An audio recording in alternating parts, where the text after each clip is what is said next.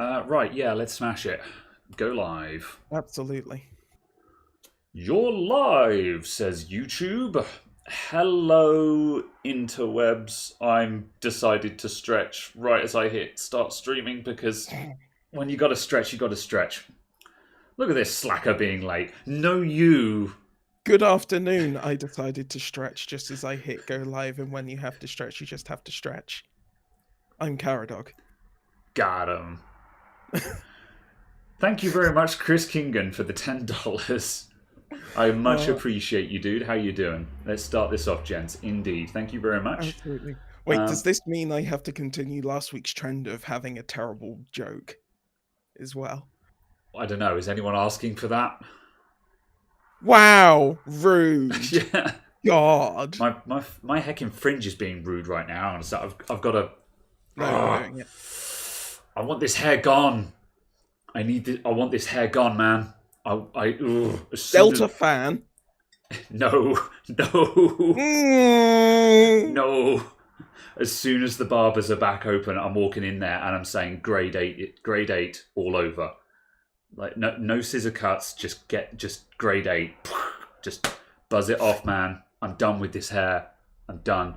Like now and then someone makes a hair comment and just like, oh, sort out your hair, and I'm just like, this isn't a choice. This is not a choice. Ugh. What's up, Noah? You've been having fun on Hades? Yeah, it's a banging one. Andrew, how's it going, my dude? Sai hates the lockdown here as well. Yeah. Anyway, how's it going? It's going all right. I've had a reasonably chill day that has consisted mostly of standing in front of my heater going, oh. But yeah. Have you considered outdoor clothing? Like, just dressing up as though it's winter. I hate wearing a coat indoors, but I keep the weatherman says that the cold snap is coming to an end, and I'm just like, the warmer weather is coming. It's coming. Meanwhile, today I feel like I don't know if you've ever seen any gameplay of Frostpunk, but I feel like you're in the moment where the temperature is plummeting and all of the people are starting to die of hypothermia, and the music is getting very serious, Thermal underwear. I should have done it, man. I said I was going to, and I didn't. Lockdown hair, now wearing a cap. I nearly did the same thing, Nutty Techie. Nearly did. Beard trimmer works well on the hair. Do I look like I have a beard trimmer? No, my beard trimmer is a pair of nail scissors, and every now and then I do this. I get the end of it like that, and I just go, and just trim off the end of it. True story. It's snowing in Yeovil. It's trying to snow over on my neck of the woods. Let's see. I don't feel like that's a particularly efficient way of doing that. Do you have a beard trimmer? Yes. Oh. Okay then. That's why it's all nicely trimmed and reasonably uniform in length. Fair enough. Well then. There's a question for Caradog in the chat. Do you know the actor Yul Brynner was a lifelong Liverpool fan and never wore aftershave? I'm not sure why that's aimed specifically at you. Right, you'll never walk alone.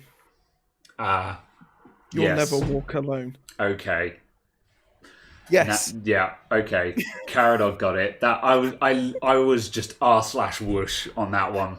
So I am now the victim of this joke. You whooshed so hard. Yeah. That it could have been a 747. Oof. Well, I'm going to go back to the chat and find something to recover on now. Absolutely. Let's see. Go and get the cat. No. Right. Love the new video about the RAM on the Mobo. A mate of yours has an ASRock B450 with weird RAM issues. Corsair RAM wouldn't work. After a firmware update, only A1 and A2 would work. Yeah, man. This isn't necessarily unique to ASRock or ASRock. I'll say ASRock, just so I'm not saying ass or whatever. This isn't unique to ASRock. it's just I've seen it a lot on ASRock, and one of the reasons why I always jump to it is, Andrew Jackson in the chat and Caradog, we both remember where the last time we were dealing with RAM issues on ASRock motherboards, which is why we have horror stories about that, or just one particular horror story that's just stuck with us, and I'm still not over it, which is why, yeah, to be honest, I've seen memory issues on all brands, so it's just the way it goes sometimes. But yeah, I don't know. But I'm glad you enjoyed it, and I think there were two objectives to that video. Number one was to recognise that a rain dance isn't a fix, and you need to do something that is permanent. But also number two, the reason why I demonstrated the rain dance in the first place is that sometimes there isn't a real fix, and the rain dance is all you've got.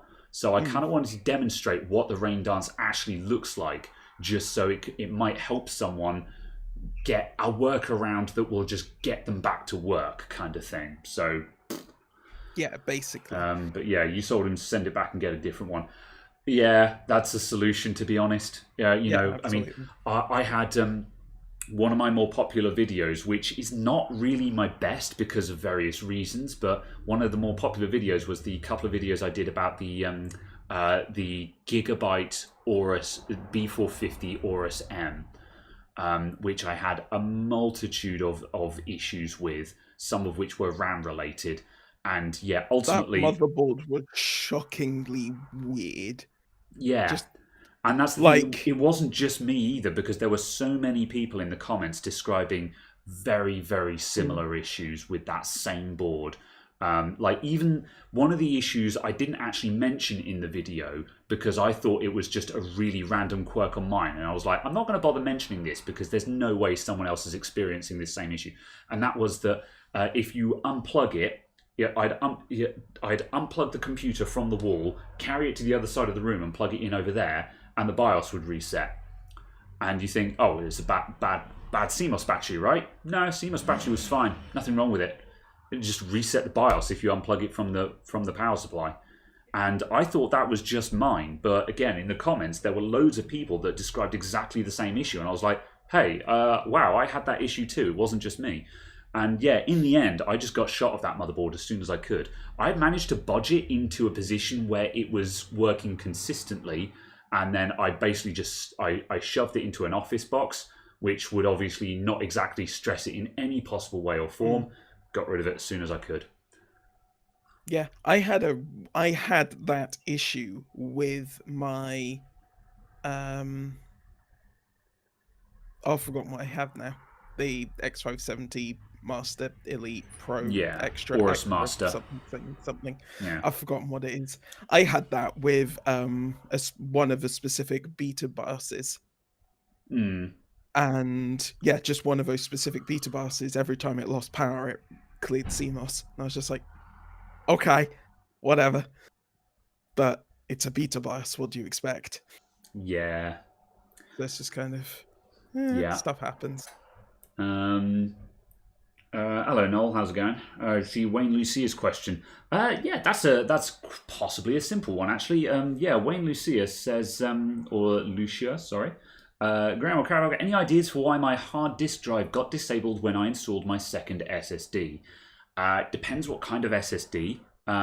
If you put in a second M.2 SSD, and that was a SATA-based M.2 SSD with 2 notches in the connector, that will disable one of your actual SATA connectors on the motherboard.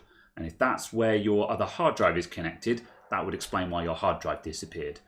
Not quite enough information to give a perfectly straight answer on that. That's just a possibility. But also, I have SATA's weird, man. And just sometimes you just have to try plugging drives into different places to find a combination that works. I've seen it on computers. As soon as you have more than 2 or 3 drives in there, SATA just gets sketchy. It's one of the reasons why I'm not really interested in motherboards that have got a million SATA connectors, because I'm like, man, a lot of consumer boards seem to have issues with more than 2 drives in them. So yeah, I'd never be connecting more than 3 absolute tops. It just seems to lead into problems. And that's not a hard absolutely never do this, but just That seems to be where the problems start. Yeah, and I think it's a case of double check the manual for your specific motherboard and double check which ports it says will be disabled when you have more than one M.2 SSDs in there, and Yeah. use other ports. If you Yeah. can't use other ports because you have too many drives, possibly consider getting larger capacity drives. The Or if motherboard. you're already using like 18 terabyte drives, maybe you actually need a file server. Yeah. By the sounds of things, there's only 3 drives involved here, so it's kind of a bit soon to be having issues like this. But Well, just unless you're plugged into ports 5 and 6, you yeah, put in 2 SSDs, it yeah, takes out exactly. ports 5 and 6. So yeah. Yeah, you've got an NVMe card and a standard M2 SSD. So by standard M.2, I'm guessing you mean a SATA-based one. Again, remembering that. Hang on a sec. I've got examples. M.2, I'm just going to grab examples. I was going to say, to the fact that M.2 is a connector type, or is a category of connectors and not a connection technology. As luck would have it, I've got both of them in front of me, so I can literally just hold them up and say, here's the difference. So this is... Hang on a sec, let me adjust the focus. Whoop. Suddenly focusing on head of pin. Whoop. Oh, that's way too close. This is an NVMe SSD. Notice that it has one notch in it, the M key. So that's a Western Digital Blue, just for reference. So that's an NVMe M.2 SSD. And if I open up this heckin' packet here, and this one, this is also M.2, but it has a SATA controller on it. And notice it has the B key, so it has both keys on it. So this is a SATA-based M.2 drive. It's a SATA SSD with an M.2 connector on it. And so the two behave very differently.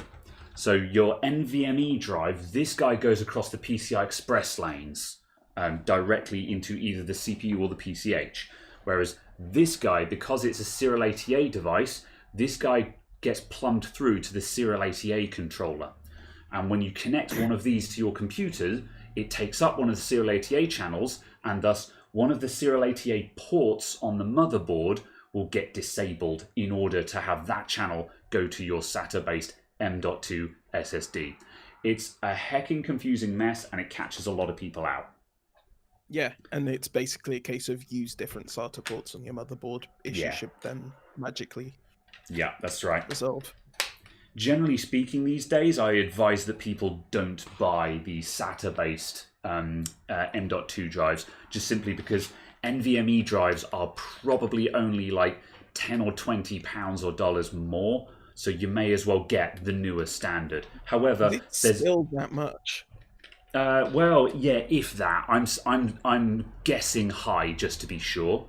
However, that much being said, the SATA-based ones, they're not as quick. These will still top out at 500 megs per second, as opposed to NVMe, which these days will be 1,000, 2,000, 3,000 megs per second. But for a typical gaming rig, there's still nothing inherently wrong with these. They're not as quick, but they're fine. They're absolutely fine. But as I say, because of that rule of SATA ports, there is those little traps there that you won't get from an NVMe drive. But yeah, just watch out where you've got things plugged into, basically. And as Caradog said, consult your motherboard, because your motherboard manual, when you look at the M.2 connectors in the motherboard manual, it will have a specific note that specifically points this out. So interestingly, for the Western Digital Blue, in US dollars, they are the same price, literally the same price. There we go. It's getting very much towards the point where the prices will be identical, and it's not worth it to buy a SATA one for it depends. any reason. Yeah, now and then I see people who've gone and bought something, and when I'm just like, oh, you should have got X, and they're like, oh, I got this on sale, and they just found a lightning deal or something like that, and it was just really cheap. Oh, I'm absolutely. Like, fine, okay. When it's like 25% off from standard sale price, the advice kind of goes out the window. It's like, yeah, you're saving like 25%. That's kind of worth it. Yeah. Yeah, fair enough. Yeah. Those DC to DC Pico PSUs any good? What are the purpose of them? I haven't seen them used for quite a long time. The old Pico PSU, that's been around for donkey's years. And they were originally used when the Nano ITX standard first started becoming a thing, because there were a load of people who were running around making in-car PCs with them, and the idea is that you could fit one of these into your glove box, stick a Pico PSU in it, and run it off the car battery because it's a DC power supply. No, Pico ITX. Sorry. The Nano ITX motherboard, but the power supply was called a Pico PSU. That was the model name of it. Yes, there is Pico ITX, which is 72 millimeters by 100 millimeters. Oh god, that's a thing as well. Oof. Yes. Yeah. And then you want to go a stage further. Apparently, there's mobile ITX for when you need to fit something in the size of a postage stamp. It's not really any kind of TX at that point, is it? But you probably have. But no. Yeah. The 24-pin connector on it will be half the length of the board, won't it? Yeah. Basically. In any case, though, yeah, as I say, that where I saw them used heavily was people running around making in-car PCs. That's more or less the only time I've seen them used. For anything else, like Flex ATX has been around for just as long, because Flex ATX was what they were using in the old Shuttle PCs, the Shuttle XPC series and stuff like that. And Flex ATX was also heavily used in other small form factor and server instances. And like if you were building anything that would go on a desk, Flex ATX made a lot more sense, because obviously at that point you didn't need a power brick for it. So yeah, the Pico PSU, really interesting little device, but like really niche uses, very specific use cases for it. If you needed one, it was, but for everyone else, they were just like, but why though, you know? So yeah, I still can't believe that like the Flex ATX and whatever the other size is, the really small one that's like half Flex ATX size, can go up to like 700, 800 watts these days. Modern switching power supplies are nuts, man. Just like absolutely bonkers. This is close to utterly mind-boggling for me. Before I continue on that, I'm just going to quickly say thank you to Spud Nugget for the $5. Thank you very much, dude. How's it going? And Demny BS for the $5. Thank you very much again. Can't send as much this time. Just spent a lot on gold and silver. Yeah. Well, thank you anyway. You're always appreciated. Much love.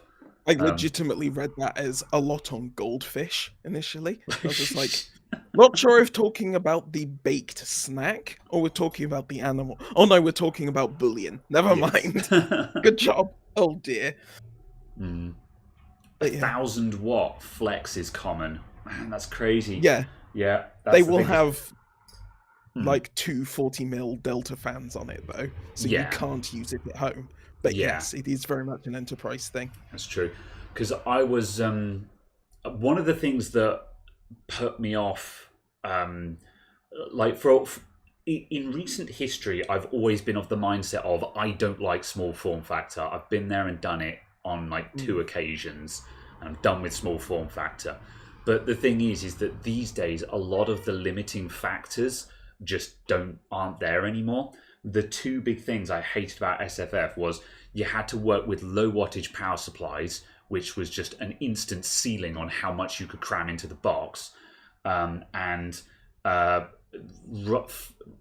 Express riser cables were really difficult to find at one point when they were new. You know, when at one point when I was building my one, I had to import one from America at great expense.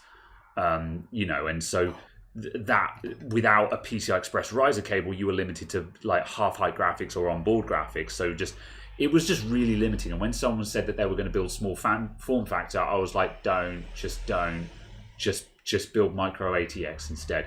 But these days, like with the modern small form factor power supplies and PCI Express riser cables being all over the place, you can do a huge amount in a small space now. You know, it's still not my cup of tea, but I can see the appeal. You can get supposedly ratified PCI Express 4 extender cables now. And like they're just on Amazon and stuff. And it's like, here, spend 50 quid and have a PCI Express 4 by 16 riser card. I'm just like, okay. Fair enough. Not sure why you want to extend a 4x slot, but I'm sure there's some. No, Gen 4 PCI Gen 4. Express Gen 4 yeah. 16.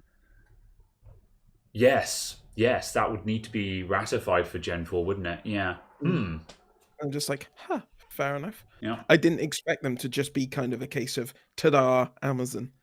So, yeah. Fair enough. That's cool. Have I done the Windows 10 Enterprise bare bones Windows install? No, haven't had a chance to get into it yet, I'm afraid. It's still on the back burner.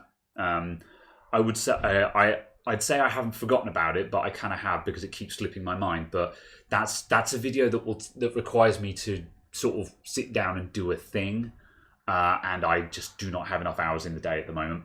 But I still want to make the video though, which is the important thing there. Along, you having all them components on the wall has encouraged me to mount my old 990 FX Extreme 9. Can't bring myself to box it and put it in the loft. It looks so nice. Yeah, well, it's better than it being in a box, isn't it? And yeah, I agree with that. Nail it to the wall, then you can sit and look at it. And even the old stuff still looks pretty. So yeah, rad. Absolutely, especially stuff it's odd shapes or odd, that isn't just standard rectangular ATX. Everyone asks about the round one. Everyone wants to know where the round one is from. Internet cookies for anyone in chat who guesses it or who knows it. It is from Internet Cookies. No, it is actually just. It is actually an internet cookie. Yeah. Yeah. I 3D printed an internet cookie. Let's see. Nutty Techie, don't ask NZXT about riser cables. Oof. I mean, I hear they're a really hot topic. They're currently on a fire sale. Yeah, there's it's been an electrifying subject. GPU repairs when? Soon. I want to get into GPU repairs. I've got a couple of candidate GPUs to practice on, but just at some point. Yeah, soon TM. Yeah, iMac G4, you guys all got it right. Good job. No, it's not a trash can. Very different animal, that one. Oh, I see. Not actually a trash can. Yes. Yes. Why would there be a trash logic can board in a trash can? But no, the Mac Pro. Yeah, absolutely.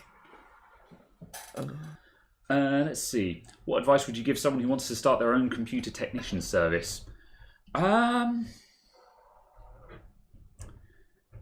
Depends on where you're starting from. And also where you want to go with it, because there are kind of two routes you can go down. There's the get a shop route and the work from home route. So firstly, if you're going down the work from home route, don't quit your day job.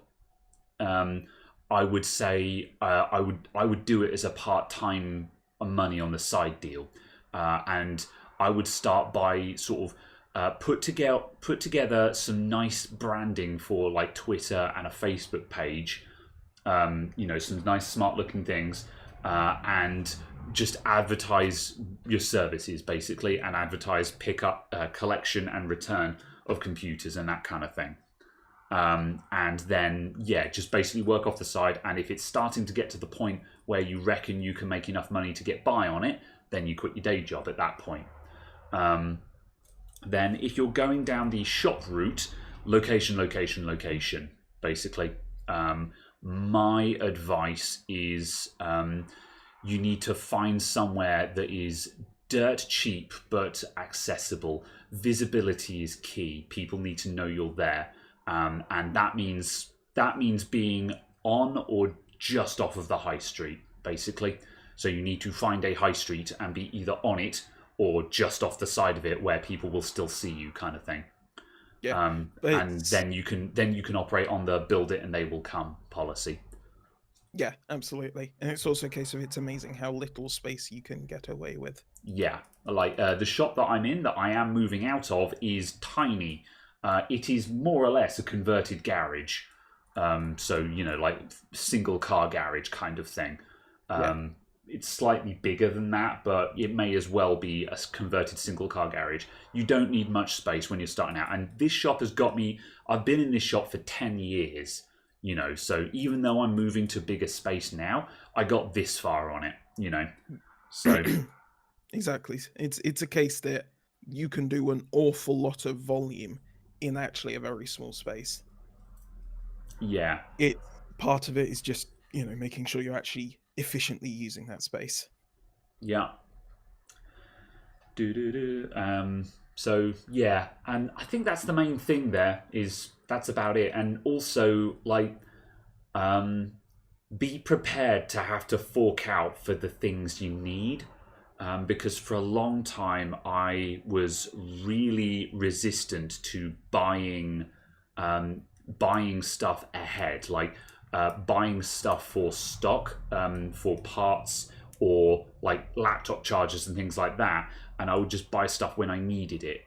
And even though it was often stuff that I would be buying on a regular basis, the trick is to look at what you're needing, and then every time you have to buy one, buy two of them so you have rolling stock. So like, for example, laptop chargers, but every time someone comes in and they say, I've got this HP, I need a charger for it, you buy two of that charger. You sell one to the customer and you put one on the wall.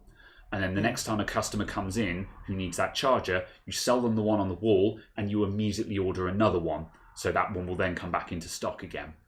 And that kind of gives you rolling stock with minimal upfront investment. And same with SSDs and stuff like that. Keep them in stock. It really stings when you have to fork out 400 quid for 4 1 terabyte SSDs to keep in stock. However, you'll use them up eventually. You'll make that money back. Absolutely. So yeah, you've got to make that call on. Yeah, if it's stuff you're going to use up eventually, then keep it in stock. And there's certainly going to be a case where someone says, I need this up and running for tomorrow or something like that. Yeah. And you can say, okay, well, it's an extra $100 to knock everything off of the bench, but I can have it done for tomorrow because the parts are in stock. Yeah, exactly that. Don't be afraid to sort of make demands like that. If someone comes in and it's mission critical, you can say, well, this is going to cost you extra. However, as long as you're upfront with people on that, it's fine, basically. The thing is communication and being open and upfront is the important thing. If you deceive people and if you sort of you try and you don't tell them stuff because you're hoping they won't notice something, that's when you start getting into a web of lies. Where if you just say to someone, I'm going to charge extra for this because you want it done ASAP. And then at that point, it's their decision whether to accept that charge or find someone else who can do it tomorrow. So yeah. So yeah, pretty much that. It's possibly also the other thing I'd say is make sure you've got your terms of business worked out before things go wrong. Yes, that work out if someone says, I want you to do this job, and then they don't come back for it. What terms are you going to have? What terms are you going to tell people how long you're going to keep their stuff for without contact? Yeah. What are you going to do if someone says, I want you to build this custom thing for me, and then never actually pays? What are you going to do in those situations? And work that out beforehand so you can tell people, and then if it happens, you've already told them there's no comeback. I have been stung by those issues a couple of times, and it's taken me too long to learn from that. So yeah, that is very good advice. And yeah, and on that note, don't be afraid to charge up front if there is a possibility of you losing money on it. My policy is that if I don't charge up front if I have the customer's device, because the device is held as collateral. If they turn around and go, oh, I can't pay for this, I'll pay for it next week. You say, cool, I'll see you next week then, as in pick it up next week. And I think I might have told this story before on stream. I can't remember, but I had a kid who brought his laptop in for a replacement screen, and I replaced the screen. And he came in to pick it up, and he said, "Oh, I don't have the money right now. Can I pay you on Friday?" And I'm like, "Yeah, sure." And I put the laptop back under the counter again. And he's like, "Oh, could I pick it up now?" And I'm like, "It's payment on collection. You can pick it up as soon as you pay for it." And he's like, "I really need the laptop." And I'm like, "And I really need to pay my rent." I said that to him. I said, "And I really need to pay my rent." You know, as in, yeah, sure. As soon as you pay me, you get your laptop back. And of course, this all rides on the proviso of, or I can take out the display that I have purchased, put the broken one back in, and you can take it somewhere else. And that I've had someone call me on that one before as well. You know, you need, if you're going to also be prepared for that situation, because I have had someone who'd been like, "Yeah, no, I'm out. I just want my device back." And I'm like, "Okay, give me, and come back later on, and it will be ready for collection." And I have then taken out the new parts, put the broken parts back in, reassembled it exactly as it was when it came in, and given it back to them. And then, you're still lumped with the parts, but yeah, sometimes someone will call your bluff and you have to get petty. But that doesn't happen very often. Most people are not that petty, but be prepared for it. Yeah. And as Caradog said, if you have a policy in place for this, then you could say to people, these are the terms that you agreed to when you booked your device in for repair. The other good thing, the thing to remember is you can write and have really strict, really punitive terms that people agree to when they get a repair done with you or engage your services, but you can never enforce those terms. Yeah. That is a situation that you can operate in. Yeah. Whilst it's arguably, if things go completely wrong, there may become difficulties, technically. At the same time, if those terms are there and the person agrees to them and you then enforce them, the arrangement that you have with someone else doesn't prejudice that arrangement with that person. Just because I'm enforcing these rules with customer A doesn't mean I have to enforce them with customer B. They may have provided me with some mitigating collateral. Yeah. The customer A does not know that. Yeah, agreed. Because that's exactly the same kind of policy that I operate on in communities as well. Like in any kind, like for example, take the Discord server, for example. The Discord server rules basically state that I can kick anyone from the Discord server at any time for no reason, just because I don't like their face. This is not a democracy, Yeah. Now, that doesn't mean I'm going to do that. It would be a dick move to do that, but I have reserved the right to do that if I want to. So when someone turns around and goes, "Oh, I haven't technically broken any rules," I can be like, "No, I don't like you. Get out." Yeah. You don't have to enforce the rules just because you've put them in place. And it's the same here. It's better to have strict rules that you don't enforce than weak rules that don't actually protect you in your moment of need, basically. Yeah. Exactly, Ben Lay, thank you for the thank you for the £5 super chat there, by the way. Much appreciated. Yeah. Oh, yeah. Also, make sure your terms are in line with the laws in your area. So, yeah, again, while we are saying have strict rules, you do actually need to make sure those rules are actually legal as well. So, yeah, you may have to consider looking up what the actual laws are. Yes. So, yeah. Don't forget that with a contract, it is still possible for someone to sign away rights and privileges that they have in law. It just depends on which ones they are. Yeah. You can reasonably sign away certain rights, reasonably sign away certain callbacks. Like, for example, class action lawsuits. It is correct and proper that you can sign away that right to a class action lawsuit in certain jurisdictions.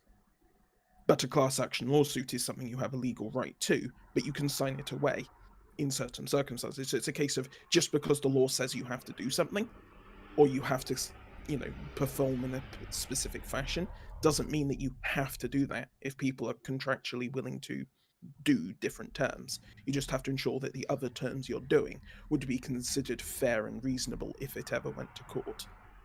Again, this is speaking from a UK perspective. Yeah. Yeah. So yeah, that's the thing. It's a case of, yeah, you need to have rules that will actually cover you. But yeah, that's the problem. Is reasonable is a broad term, but I think anyone with their head screwed on straight can define what reasonable is. You could, and the general gist is to. Most of it just comes down to a communication factor. Again, it's a case of your rules need to stipulate, what the reasonable turn. You need to say that you've had an agreement about what the expected turnaround time is, when it is expected that the customer will come and get their computer, how long you are expected to take care of the device if you have lost contact with the customer, and so on. And yeah, I mean, that's a classic one because, again, I have got devices in my care that I have been sitting on for literally years because someone mentioned, or do I have written rules? Actually, only recently I've actually started enforcing stuff. For a very long time, I just had not gotten around to it because 99 times out of 100, it will never be an issue. However, if 99 times out of 100 it's not an issue, one time out of 100 you will end up with a device where you're sitting on it, you have lost contact with the customer, and you've now got this device where you're just like, what do I do now? I can't get rid of this because this isn't mine. What do I do with it now? And you kind of just have to sit on it. And in that particular instance, the UK law is 6 months, basically. If you have made this is not legal advice, if you have made all reasonable efforts to contact the customer and they have not gotten back to you within 6 months, you can then dispose of the device. However, you don't really want it to be that long, really. But yeah.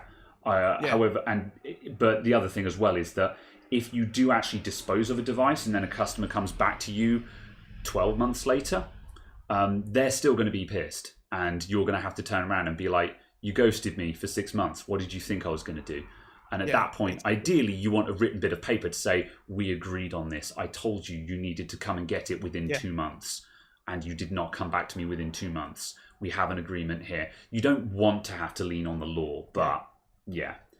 What I would say would be quite good is a good way of branding it as well, is having it as some sort of booking sheet. So on one side, you've got the booking sheet that says the device that's booked in, who the client is, who the customer is, what they have said the fault description is, how long you think it's going to take. On the reverse, your terms. Yeah. This is actually A4 sheet given to them, and it's got your logo on there, your telephone number, your email address, your Facebook page, whatever. So it's also marketing material. Yeah, this is the system that I'm moving to, because it's actually the one that I used to use in shops that I used to work in before I had my own place, and I kind of never bothered instigating it there. However, these days I can think of a slicker way of doing that than we used to, that doesn't have the handwritten annoyances in it, because I hate handwritten notes, which is why I didn't want to do it. However, now I can have a nice formatted form there that I can type into. Then I can just print it out as typed up notes, and then just say to the customer, if you could just sign the back of it, there's the terms and conditions, if you could just sign at the bottom to say you've agreed to those, and etc, etc. And likewise, when I would do that, you'd say, if you could sign at the bottom of these terms and conditions, which state when we expect you to come and get the device back, etc, etc. And you imply that you're agreeing to pick up times and stuff like that. You can read them if you want, So yeah. And also, just an interesting as well, Chris Kingan just said sort of dispose equals eBay, and it's like, absolutely I agree, but you always tell the customer dispose. Because if you say to the customer, I sold it or I kept it, then they might turn around and go, well, you better unsell it then, because I want it back. However, if you say to the customer, it has been disposed of, that means it's gone, it ain't coming back, sort of thing. Exactly. So regardless of what you've actually done with it, you tell them that it's gone, it's disposed of, it's gone. Do not pass go, do not collect £200. Yeah, basically. So yeah. you're getting an app made for it. Yeah, that's one way of doing it. Yeah. Although remember, if you're getting an app made for stuff like that, just be mindful of how you're storing customer data as well. Because certainly if you're in Europe, you stray into the realm of GDPR, or as it used to be known as data protection, where you have a due responsibility to store customer information in a secure manner. Yeah. Absolutely. So, yes. But of course, that's another minefield. Ask their address. Yeah. It depends. It's slightly. All of this is based on the fact that you're assuming that you're dealing with an individual that is, a home user with their laptop or what have you. When you're doing business to business stuff, it becomes a bit different, because certainly in the UK, at least, the legal protections that a business has is much, much lower. So you can kind of basically just turn around and go tough in basically every situation. If it's business to business, it's just like, what? Oh, okay. Yeah. Although interestingly, I tend to, when someone comes in and they say, oh, it's for ABC Plumbing or something like that, I still get the contact name and number for a person with that company. And if they're just like sort of, oh, it's the business, I'm going to say, well, can I have your name? Who is my point of contact? Basically, I want an individual who I can say, this is the person that brought me this device. This is the person who I'm expecting to handle this. Because otherwise, there's always that possibility that you'll call them up and they'll be like, we don't know what you're talking about. So you always want the ability to say, it was Karen who brought in the laptop. Karen knows what this is about. And then again, you've had at that end, if they say we don't know who Karen is, you can say, well, that's who they said it is. I've made due care to contact you guys now, kind of thing. Yeah. So yeah. Would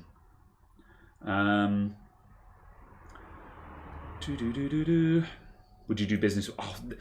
See, Treb, you say, would you do business with them if they ghosted you? Actually, that's an interesting thing, because that ad actually came up this month, where I did actually have a business ghost me after I built a computer for them. Luckily, it was only a cheap office box, like 300 quid.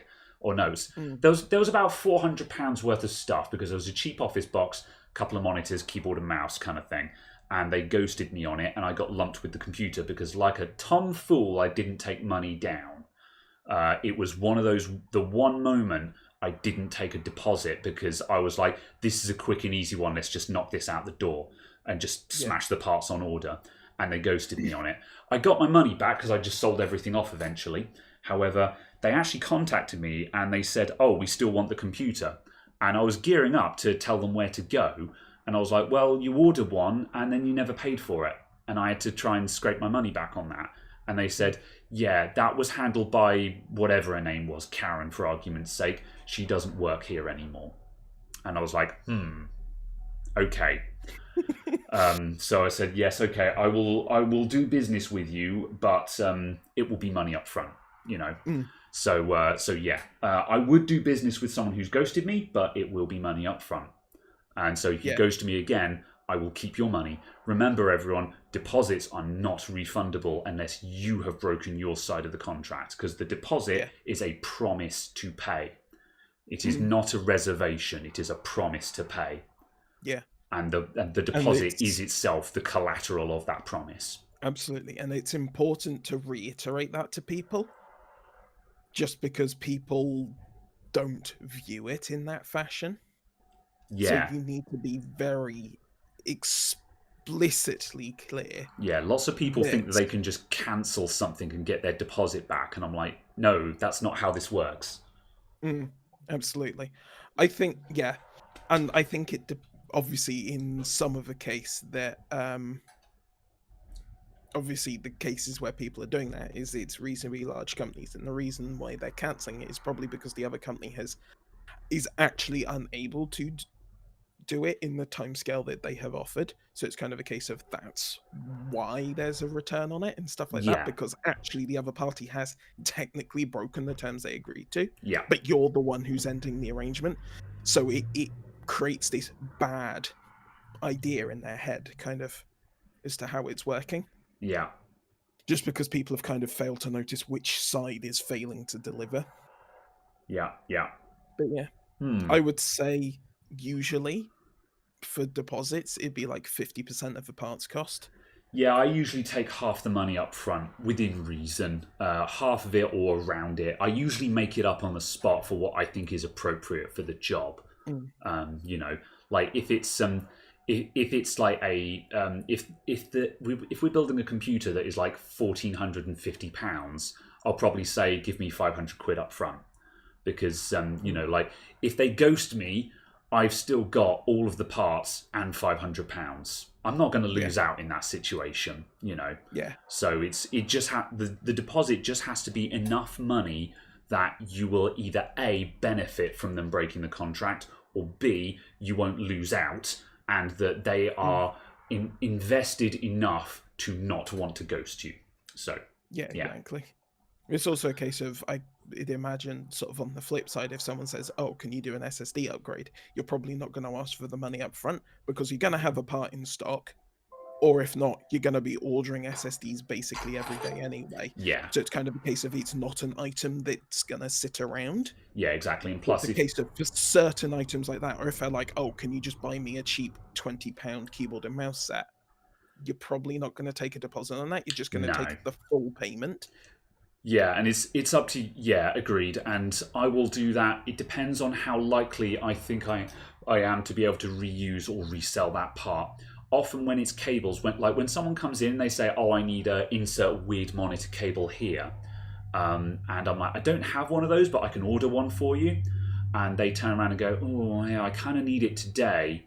And I'm like, "Well, I tell you what I'm going to do. I'm going to order one anyway, because I think that's a useful cable that I want to have in stock. So I have put one on order. I will have it on this day. If you've not found one by then, come and see me, and I'll have one." And that's usually how I handle that. And then they'll either come back and they buy it, or the next time someone comes in and they need that cable, I've got one on hand.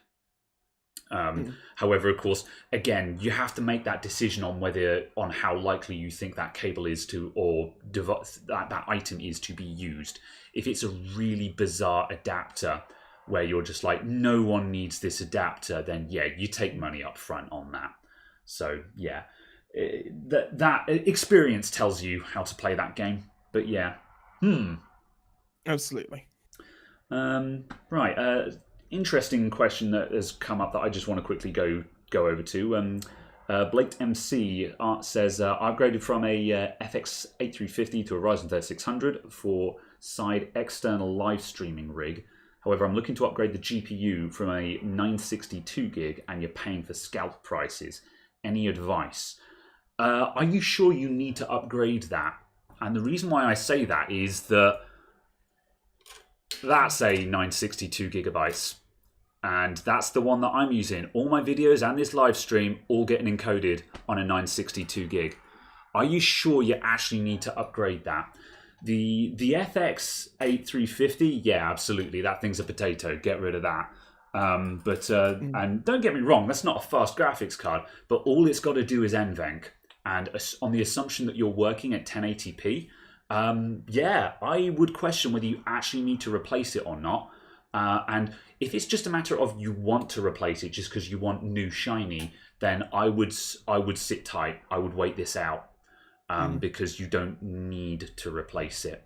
Yeah. Absolutely. So yeah, if you are dead set on replacing that anyway, because you're just like, no, I want a new graphics card. You know, this is not up for debate kind of thing. Or let's pretend that there were no shortages. I would be looking for, I would probably want to replace it with something like a 1660, because the 1660 has the Turing NVENC encoder on it. Sorry, not Turing, Turing, the 20 series NVENC encoder on it. So that gives you something that doesn't cost the earth for something that you're not actually playing games on, but actually has an encoder that is 2 generations newer than the one on the 960. Where if you go to anything newer than that, you're not really going to notice the difference unless you go up to, and yeah, like going up to a 30 series is not viable at the moment because there's no low-end 30 card. So yeah, But I was going to say, if this were a normal year with normal stock levels, it'd be a case of kind of saying like the 3060. Yeah. Just the flat 3060, which is launching apparently on the 25th. Yeah, sure. Something like that. That's what I'd be aiming at, would be the 3060, because it's got the newest NVENC encoder on there. Yeah. It's massively overkill for just video encoding and stuff, so you aren't going to really have any issues. Yeah. You know, so it's a case of you'll be able to handle a 4K input to it to, you know, mash around in transcode out. So yeah. I think realistic, but yeah. So yeah, as I say, no numbers, no limit. 3060. Realistically, see if you can find a 1660. I mean, word on the wire is that Pascal is making a comeback, and the one that the card that we're probably going to see flying around will be the 1050 Ti, which that gives you an encoder that is 1 generation newer. But personally, I don't think that will be worth upgrading to as an encoder card from a 960, because the 960 4GB and the 1050 Ti, they kind of trade blows anyway. And so a 962 gigabyte for encoding, you're not going to see the difference, I don't think. So I would not be tempted to upgrade it unless you can go to a 1660 or a 3060. The only situation I could kind of think of is if perhaps maybe the 10 series one allowed you to you got the like a 4K resolution support, whereas the 9 series one doesn't support 4K resolution or something like that. Just because whilst you might not necessarily be using and recording and streaming in 4K, it allows you to tile 4 1080p streams into a single 4K stream, which can be useful for getting full resolution out of 4 1080p cameras, but into a single video to edit kind of thing. So it's like, I'm not saying it's a good solution, I'm just saying if stuff like that is the case, then maybe, but it's not really particularly useful. Yeah. You know, it's not something I'd specifically go out of my way to buy, just because maybe, possibly, I would be looking for a bigger jump. Yeah, so, you're trying to do a smoother 60 FPS streaming local record. Yeah, it depends on what kind of bit rates you're going for. Because, again, like the Adamant IT videos, I record those at... Oh, I can't check now because I'm on a different profile for streaming. I record those at, I think, 18 megabits per second, 60 FPS. And realistically, you're going to need some freaking cracking camera. Well, you're going to need very good cameras or, maybe 20. But then the thing is, I'm fairly certain that a 962 gig can handle 20 megabit, 60 FPS, 1080p. So again, I think you should be able to manage that. Have you tried the 960 since upgrading to the Ryzen 3600? Because as I say, the change in CPU will make a colossal difference. Also going up from PCIe Gen 2. Yeah, because again, people keep saying, "Oh, the FX CPUs were great." And it's like, no, they weren't. I had one; they were terrible. You know. So yeah, that's that. All right, let's see. Right, I think that's about it. There was something else that I'd spotted and I can't see it now. But yeah. Oh well. Demi BS with another $5. Thank you very much. So glad you didn't panic sell your 20 Ti like a schmuck. Man, the people who sold their 2080 Ti's for £500 or something, did they go down to $500? Oof. The I biggest mean, of oofs. like, who could have seen this coming? In all fairness, like, who could have seen this coming? But still, oh, ow, man, ow. And also, it would be quite the thing, as you know, if you actually had it, and then you bought a 3080 to replace it, and then you'd sat on it until now, and basically over doubled the price of your 3080 with your 2080 Ti kind of thing. You'd be It's laughing like, back to the bank, what? wouldn't you? Yeah. Oof. NA Ryan 76 cries in FX 6300. Your time will come, son. You will get that Ryzen, and it will be amazing. Trust me, I've been there and done that. Save up them pennies. Get yourself, even if you get like a 3600 or something like that, it'll change your world. The 3600 is a cracking CPU. We interrupt this to announce that Tony Hiltunen now has a membership. I don't know how to say this. YouTube memberships are now a thing. Has joined the YouTube memberships. Yes. Yes. At tier 1. You might be the first person, or you're just the first that I've spotted. Thank you very much. Welcome to the YouTube memberships. You can now become a YouTube member, and if the Discord integration has worked, you get access to the exclusive Discord room, which is where all the behind-the-scenes stuff for the new shop is getting posted. Those stuff will also appear in YouTube community posts as well, so you can also check community posts for that as well. And then Chris Kingan did the same thing. Welcome to Chris Kingan as well. Thank you very much. Absolutely. Yes. YouTube memberships are live. YouTube memberships are live. I'm trying not to shill too hard because I've done a lot of shilling recently. You get a fancy name color now. Do you get a fancy name color? I haven't actually looked at what you get. Yeah, if you're a member, you pop up in different colors, and also I think you can set. You're green now, Tony. In the background, we can set different colors for different tiers. Ah, yes, cool.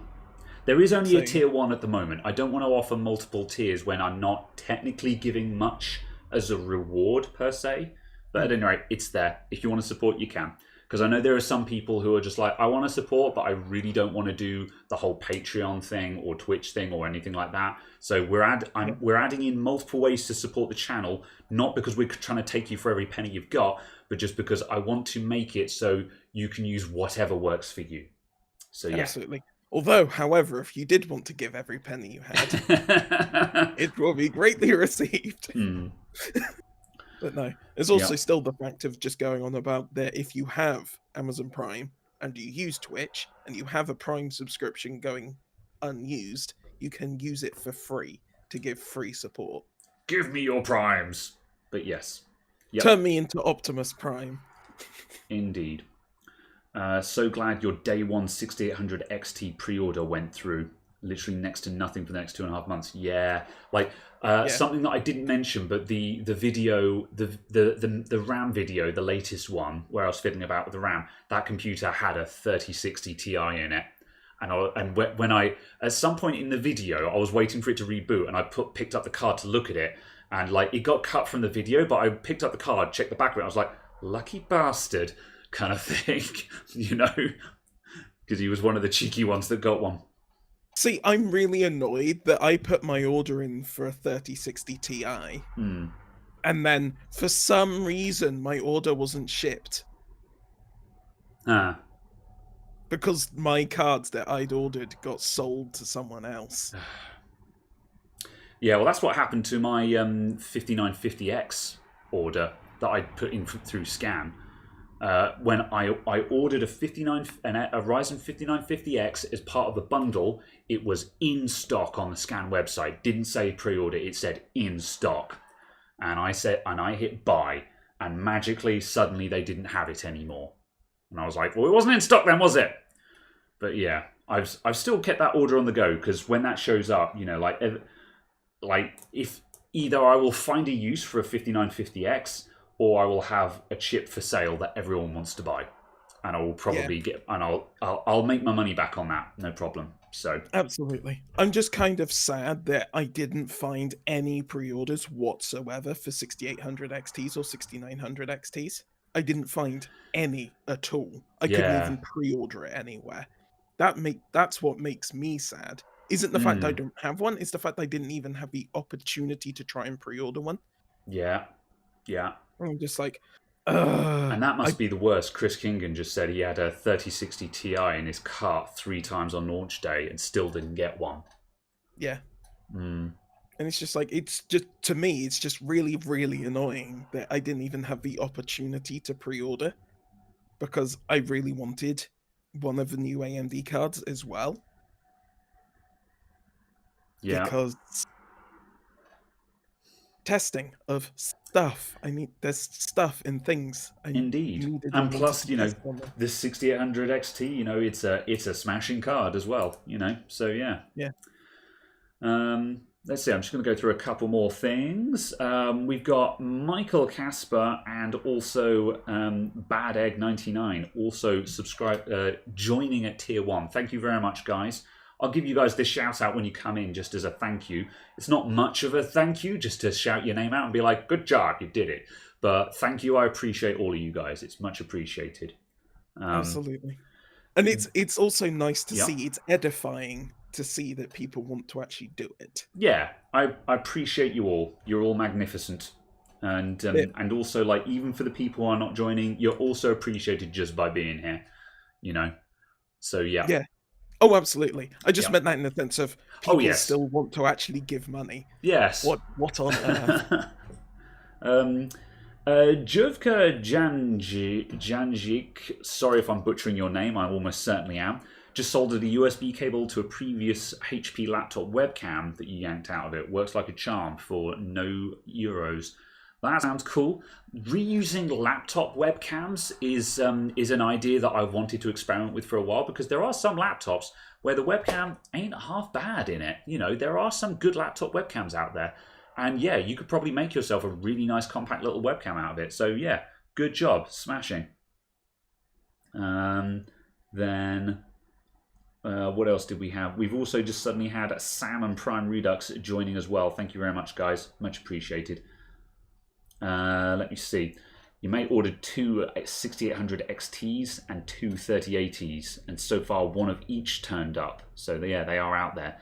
Yeah, it definitely is just a luck of the draw. Absolutely. So yeah.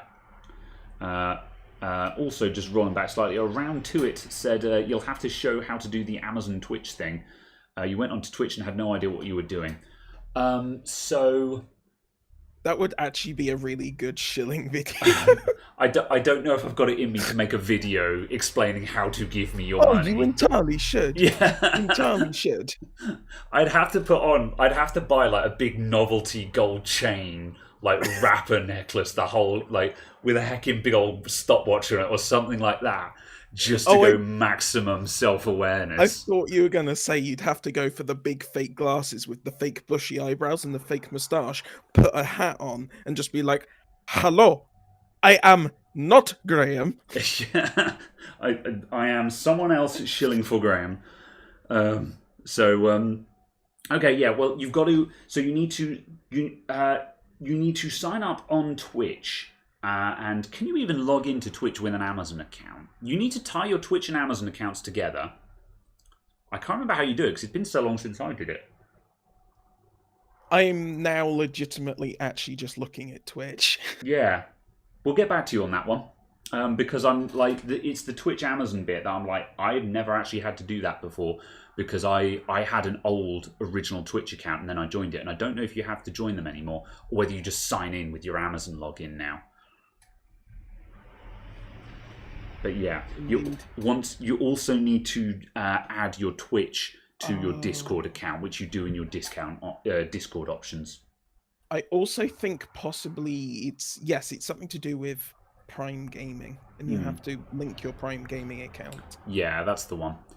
The only way I've seen of doing that is by, if you've got sort of an old style Twitch account before this all happened, like mine is you get a notification for Prime Gaming loot. Click on any of them to do it, and it will say, "Do you want to link your Amazon and Twitch account?" Okay, yeah. and do it there. Yeah. So it's a case of, yeah. I'll have to, yeah, I'll have to have a look at this later. That might be a question just to ping me in the Discord about or something like that to get back to me on that one.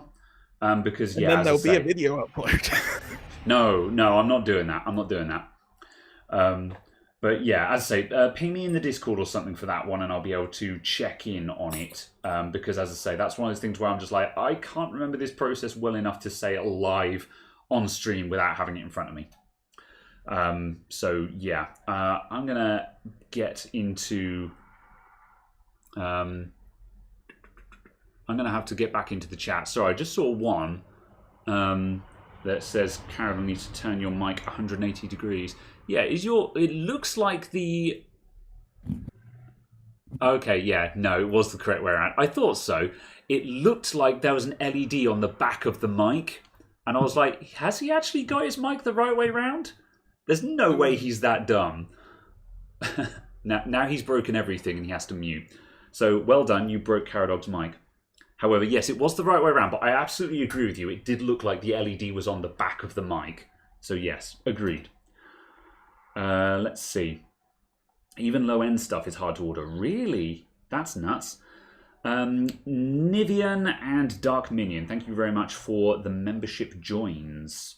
Much appreciated. Everyone is becoming a member now. Yeah, there's going to be a lot of shout-outs today, I think. But yeah. Right, let's see. In Twitch, under settings, there's a connections, and you connect your Amazon account there. Oh, there we go. That might be the one, Irish Bull. So, yeah. Right, let's see. Have we got any tech questions that I can jump to there? Hello again. I was going to say, possibly the thing that makes it difficult is that there is a silver switch just here that selects the pickup pattern, and that's catching the light from there. That's what people are saying. That's what people are saying.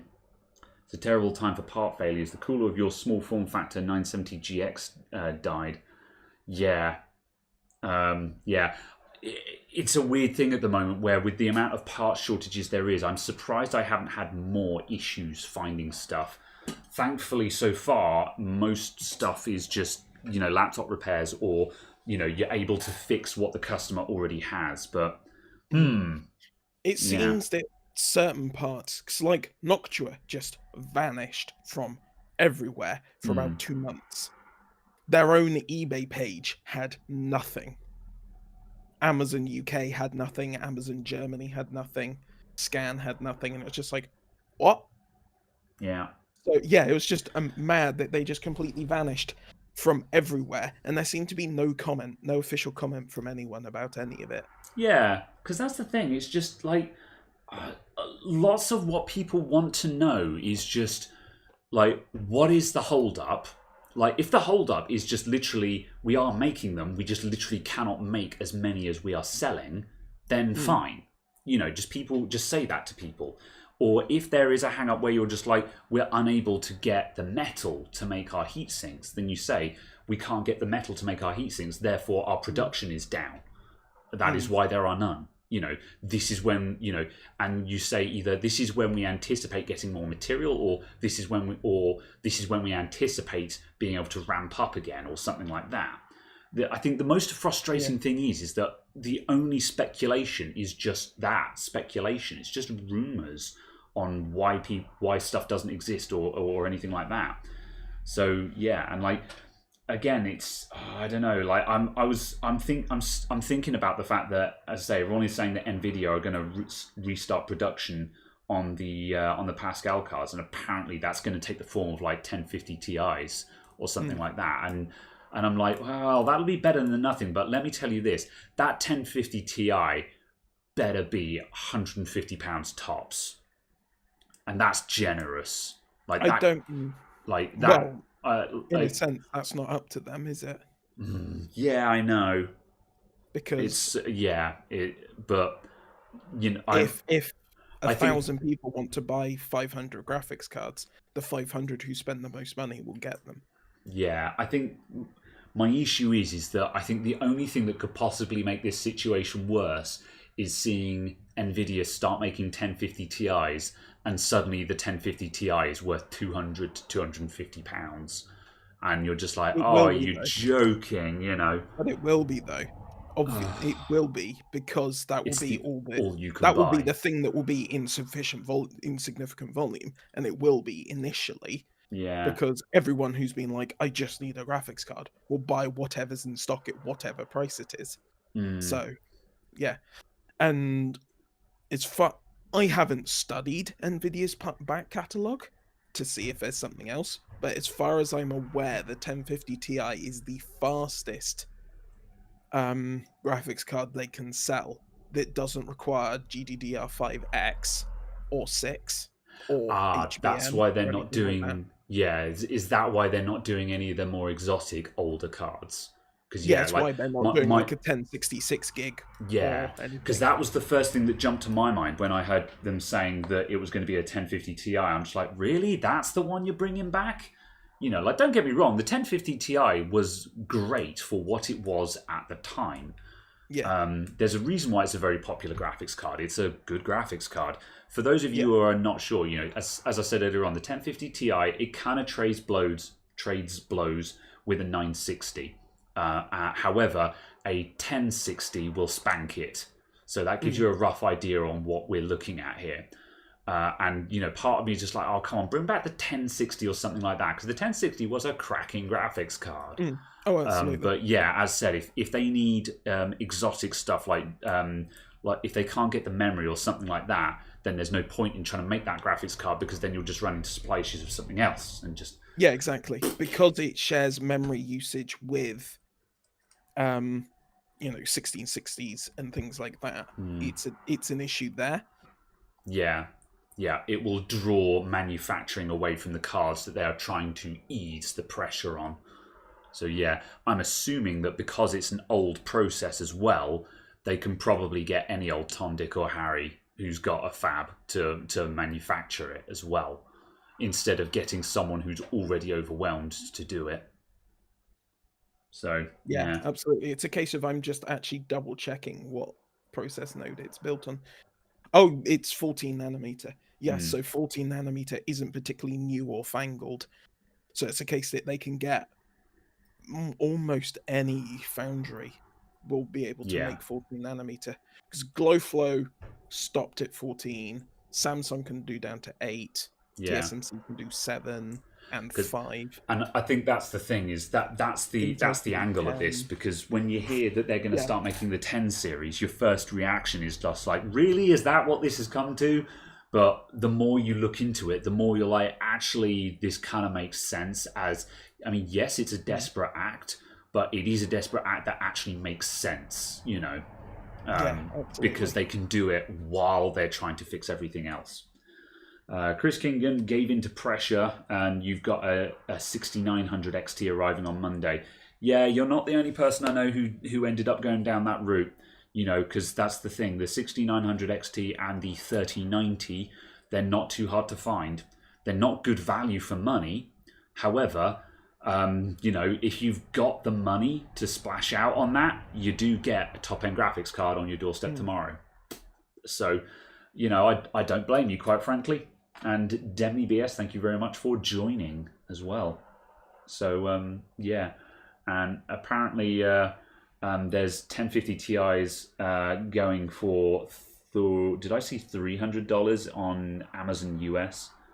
Yeah, about that. So Yeah. it's a case of, obviously, And if they come in and start getting sold at launch MSRP was $200, $220. So even if they come in at that price, that's yeah, still a $70 saving, $80 saving over yeah. current sale prices. So it's it's See, still reasonably good value, even if it's at well, 4-year-old MSRP, yeah, I think, because how much it's reducing the current prices. That's the yeah. thing it needs to be compared to. It's not what it used to sell for, but what the current sell price of everything is. Yeah, because the thing is I'm like, um, it doesn't help. I mean, that is helpful if you need to build, but like if someone was building a new gaming PC and they were like, I need to get a graphics card for it, and they were faced with the prospect of spending, say, £250 or $300 on a 1050 Ti, again, I'd be like, no, I'd just wait, because Mm. that's the thing. Is just, again, I said the 1060 is a cracking graphics card, but these days we're seeing the limitations of the 1060. Oh, absolutely. And as I mentioned, the 1060 spanks a 1050 Ti. So it's a case of, you're spending a reasonable amount of money on, what was a reasonable graphics card 4 years ago, but these days you're buying something that is obsolete on arrival. So even if it's all you can get, that doesn't mean you should buy it. But on the other hand, if, as Caradog says, it weakens the price inflation by flooding the market with something that is stable, then that might be the benefit of it. Yeah, it's also the other point to make is that whilst it's arguing semantics, none of this is scalping. Yeah. None of this is Yeah. scalping because it is not essential goods. Scalping specifically is defined as buying up essential goods and reselling them for more. Yes, true. And Okay. it's a case of, Yeah. whilst yes, it's a semantic, it's a case that It's not everyone illegal. kind of should. Well, not that. I'm not making that. It's a case of, don't forget that these are graphics cards. Yeah. It's a Yeah. computer. Whilst yes, it's super annoying, all of the things that is happening, it's a case that don't get super het up and super worked up about it. Yeah, that's It's super true. annoying. Yeah. Go be pissed at people selling stuff at 6 times the MSRP, sure, but don't let it ruin your day, your week, your month, or maybe even your year. Yeah. Yep. Fair enough. Yep. I can agree with that one. But yes, the newest card that uses GDDR5 from Nvidia is a 1650, but a 1650 uses TSMC's 12 nanometer process. So bringing it back, shipping it in more volume isn't possible because TSMC doesn't have the capacity for wafers. Yeah. Whereas Samsung 14 probably does. Yeah, that's true. Also, Rurutu just pointed out perhaps what you're describing there, Caradog, is price gouging, not scalping. Price gouging is what the term is for necessary items, isn't it?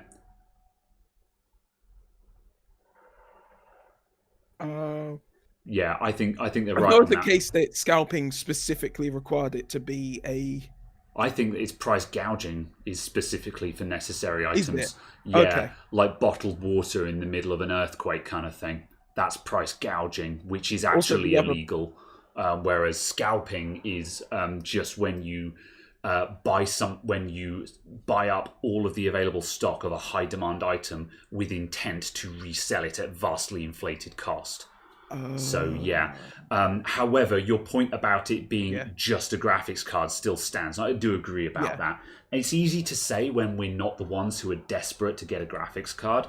However, sometimes we do have to maintain perspective of, is this the worst thing that can happen to you today? So yeah, I do agree with that. Absolutely. But yes, it's a case that specifically for that, it's at the same there is no requirement for any of this to be fair or reasonable or anything like that. True. Ultimately, it's just a case of people will pay whatever price it is to buy the thing that they want to buy. Yeah, this is the free market being the free market. It's just unfortunate that things are currently in a extreme instance of that. Yeah. But yeah. Very well. Yeah. And also the news of crypto miners buying up all of the new gaming laptops as well. Man, that's kind of mind blowing. I cannot believe that is economically viable. But if that's what they're doing, then I'm sure they've crunched the numbers on that. Probably. But, yeah. Or a case of or a case of not necessarily economically viable, specifically in the sense of turning a profit on the item through the mining of cryptocurrencies, but Mm. possibly a case of obviously they know that they can buy up all of the laptops, mine cryptocurrency on them, and as the price starts to decrease, they can then sell all of them, Yeah. lose a very small percentage on the price of the actual item, have made the money with the crypto, and also the power usage of the entire laptop will be much less than the power usage of the GPU. Yeah. Yeah. So That's it's fair. kind of a case of loads of those things. Hmm. So, yeah. Yeah, they do resell the laptops, buyer beware. Interesting. Yeah. Hmm. Oh well. I feel like at most, though, it's kind of going to be a case of, oh no, I had a fan that died. Possibly, Guess, yeah. I have always guess some questioned. more Like input device. everyone is terrified of a card that has been used for mining, but I do question how much of a problem that actually is in the real world. I mean, look at my two 980s. Oh, that's a good point. Your two They ran 980s, yeah, they ran folding at home since the day I bought them. which is just as Every bad day. as mining, yeah. Yeah. And both of them still. What? Where's the other one? Because I've got one of them. Have you got the other? No, Oh it's yeah, it went to a in friend, an didn't it? upgrade. Yeah. Yeah, yeah. However, yeah, both of those graphics cards, they have been thrashed since new, still going strong. So yeah. Yeah. And whilst obviously, again, that's a case of plural of anecdote is not data, Yeah. but it's still a case that I can't tell any difference between those cards and an otherwise brand new factory sealed one. So it's kind Yeah. of a case of I don't know what I'm supposed to be looking for. So it's like a fan died on it, stick a new fan on it. Fans can die within 2 months of having a card. Anyway, so it's like whatever. Yeah, fair. Cool. Right, I'm going to catch up on a couple of questions that have popped up in chat. A couple of people have asked about soldering iron comparisons and stuff like that. I have not done the comparison between my TS100 and the Pine 64 Pinesil that I've bought yet. I haven't done it yet, although I did fire up the Pinesil for the first time this week and gave it a use, and I was like, it's a soldering iron. Does soldering iron stuff. Cool. It felt just like using my TS100. I will do a proper review video of it as soon as I get around to it, although that's going to wait until I'm in the new shop now. I've put that in the box of, this is going to the new shop, I'll look at it next week. Or rather, in 2 weeks kind of thing. So yeah. However, I am getting on with it. For the person who said, I've got a TS80, should I upgrade to a TS100? My answer to that is the TS80 doing what you need it to do? Because the only advantage to a TS100 is the fact that you can plumb the TS80, I think, is 40 watt iron, whereas the TS100 is a 65 watt iron. However, the interesting thing is that the TS100 will only actually draw 65 watts when it's at full tilt at like between 20 and 24 volts. If you're running it at less than 20 volts, a la from a laptop charger or a 4-cell LiPo battery, it won't actually pull 65 watts. In which case, it drops down to like 40 or 45 watts anyway. And most of the time am using this at 19.5 volts because I run mine on a laptop charger. Yeah, as I say, I need to do an absolute confirm on this, but certainly if I hook this up to, I need a calculator just to double check, but if I hook this up to my bench power supply and run it at like 19 volts, I don't think I've seen it go past maybe 2.5 amps, which would be 47.5 watts. So like topping out at 50. And obviously to get to 65, at say 20 volts, so 65 divided by 20, you need to be pulling like 3.25 amps, and I don't think I've seen it go past 3 amps. So as I say, that's the funny thing, is when a lot of people running TS100s, like, this is not something I considered until I was experimenting with the Pinesil the other day. I think a lot of people running these aren't actually running them at 65 watts. They're probably only getting about 45 out of them. And if that's working for you, then so yeah. But if you're going to work on some big ground planes and you're having major issues with heat soak and you're like, oh, come on, maximum temperature, let's go, boys. You know, if you're struggling with that TS80, then obviously the TS100 would allow you to say, right, we're putting this on a 24-volt supply, 24 volts, 3.25 amps, let's go, full fat, 65 watts. Yeah. So yeah, It's the TS80 is 18 watts. 18. Yeah, because What? it's USB-C only, isn't it? Yeah, well, it's power delivery So though. You can it's quick charge. No, it's quick charge. really. I thought Yeah. it was like 40 watts. No. It's only 18. Yeah. And in 2 different reviews I've quickly skim read through, the person basically said, yes, there's a difference in the power between the TS80 and the TS100. It is not 3 times. Oh It is my. maybe half. You know, it's maybe 50% more power in feel kind of thing. Yeah. You know. Yeah, So it's a case where that's actually the interesting. power Okay. doesn't make a huge difference in, you know, they were saying we were using them on 18-watt supplies Yeah. compared to a 60-watt peak supply for the TS100, and we didn't really notice much different. Interesting. Okay, was, like, well, in that interesting. case, I withhold judgment until I'd actually tried that myself. I would have to see. Absolutely. I would have to try and reproduce that somehow, maybe by underrunning my TS100 and just limiting it down to about 20 watts or something, and seeing Yeah. how badly that affects the recovery time on it. I would imagine that because of the style of tip, Yeah. because it's all heating in the tip and stuff, you could probably go down to like 18 watts and go, Yeah. fair enough. It's going to be in the recovery. The heat is so much more direct. Because the heat is so much more direct and close to the end that it's kind of a case of actually less power is needed because we're not wasting 90% of it like on the old That's right, yeah. ones. Yeah. So yes, I agree with that. So yeah, that's interesting. Yeah, I thought the TS80 was like 40 watts, but yeah, so you might see an improvement.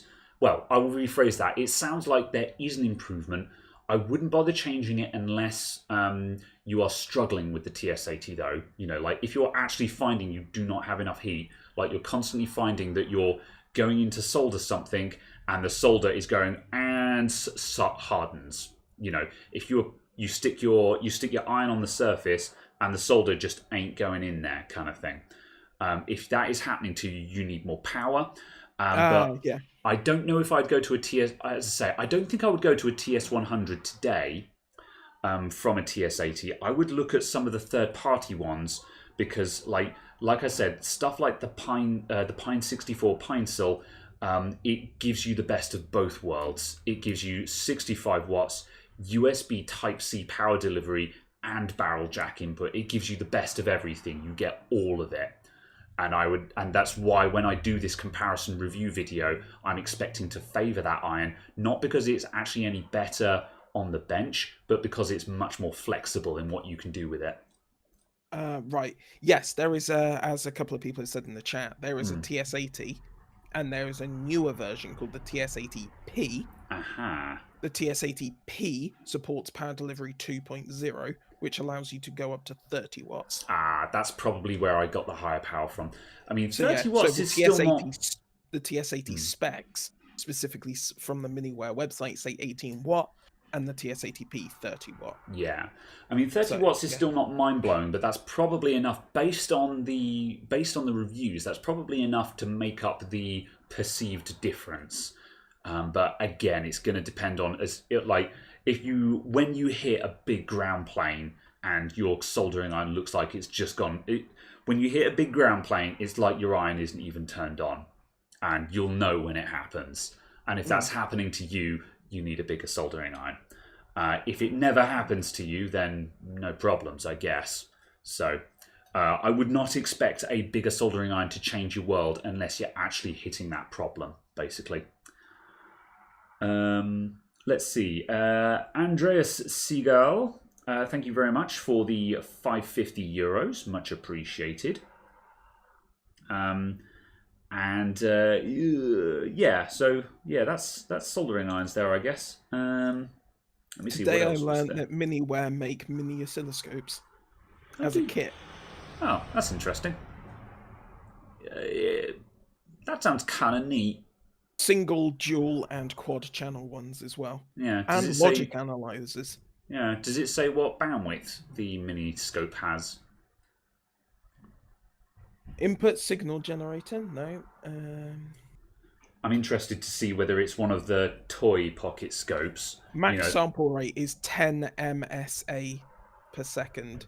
Analog bandwidth 1 megahertz. Max sample memory depth 8K. 1 megahertz. Yeah, yeah. So it's a toy basically. Just like the same as the pocket scope, the two pocket scopes that I have. They're good if you're getting started and you just want to look at PWM signals and stuff like that. But if you want to do anything serious, it will just not do it. So yeah. Yeah, it's all. They seem to be all 1 megahertz. Yeah. I'm not interested in buying a new scope until I can get a 100 megahertz or higher scope, and that's just, and obviously big expensive ones are going up into the 500, 1 gigahertz or 2 gigahertz range kind of thing. So yeah, as I say, 1 megahertz is basically a toy. Which is a shame, because if they said it like, oh, it's 50 megahertz or something like that, I'd have been like, oh, you know what, that might be worth a look as a possible cheap scope. But yeah. Let's see. Is the USB Type-C port more breakable than USB Micro or Mini? I don't think so. I think USB-C is pretty tough. However, this came up in a comment on the Switch video where someone said, oh, do you find that USB Type-C ports break a lot? And my response on that comment was words to the effect of, give the customer any port and they will find a way to break it, basically. I think Type-C is really tough. I think it's a lot tougher than Micro or Mini. But people will find a way to break stuff, especially when kids are involved. Kids just break stuff. Because with the best will in the world, they don't know any better. They don't know that you can't just keep jamming the connector in, day out. That will eventually wreck the port, So yeah, Micro kind of got a bit of a bad rep because it was supposed to be an expendable port, but they ended up min-maxing the cost of the port so much that it ended up being too weak. The cable was supposed to be the weak point in Micro, so the cable broke really easily, not the port. But as I say, China's going to China, and they min-maxed the cost of the port down to the point where it was too easy to break anyway. And in a way, similar things are happening with USB Type-C, just not as badly because it's a physically larger connector, which inherently makes it stronger. So... It looks like Miniware make one which is 8 megahertz. Which is obviously slightly better, but yeah. I can't find it for sale either on Banggood or AliExpress. Yeah, so it don't think basically doesn't exist is the answer to that one. Yeah. I mean, like, for logic analyzing and stuff like that, that's probably fine. Yeah. If you're making widgets and you're fiddling about with, if you're making widgets and you're dealing with, Raspberry Pis and Adafruit gadgets and stuff like that, you're on that scene, Arduino, that kind of thing, that's probably okay. And you're developing a widget. However, if you're actually trying to do science, that's not going to be enough, You can buy I presume, a cheap model, Rigol 100 megahertz scope for 230 quid. Oh. Yeah. At that point, I don't know why you wouldn't just buy one of them. Yeah, that's the kind of thing I'm probably going to buy. I can't remember who it was. I need to dig through my DMs, but someone clued me into one of them. Might have even been the Rigol, where they said, this one is 100 megahertz and super cheap, and there is an easy-to-do hack that will unlock 200 megahertz on it as well. And immediately I was like, oh yeah, that's almost certainly the one I'm going to buy in that case. I'm going to buy one of them and hack it up to 200 megahertz and have a reasonable scope kind of thing. I can't remember if it was the Rigol or a Siglent, but it was. It might have been a Keysight. I'm just listing oscilloscope brands now, but it was one of the mainstream ones, one of their low-end models. It was a known darling and had known hacks available for it. So yeah. Oh yeah, or if you wanted to buy DS1054, that sounds familiar. That might have been it. Yeah, or if you wanted to buy just a 2-channel 200 megahertz one, they're like £300. Oh They yeah, are nowhere near as expensive as I thought they were. This there is are. easily prices, but Yeah, still, they the have come bottom down in tier price. ones, yeah, Yeah, so much cheaper than I was yeah. expecting. You used to have to go in with 400 or 500 quid in mind to get a scope that actually had a decent brand name on it and didn't have a screen the size of your phone. Whereas now there are actually a couple of sort of educational ones out there that are specifically designed for schools and stuff, where they're like, okay, let's just put on what's needed, not what the top end want, and make it affordable. Yeah, So yeah, because obviously, if you tell a school that they've got to buy 100 of these, at $700 a shot, they'll just fall over. So yeah, right, what was that one? Hang on a sec. Where's the chat gone? DS1054. I just want to search my Oh, that seems to DMs. only be a 50 megahertz one. 1054. Damn it, can't find it. Yeah, I don't know. I'd have to look. Someone mentioned it to me. I've got it somewhere. I'll find it again.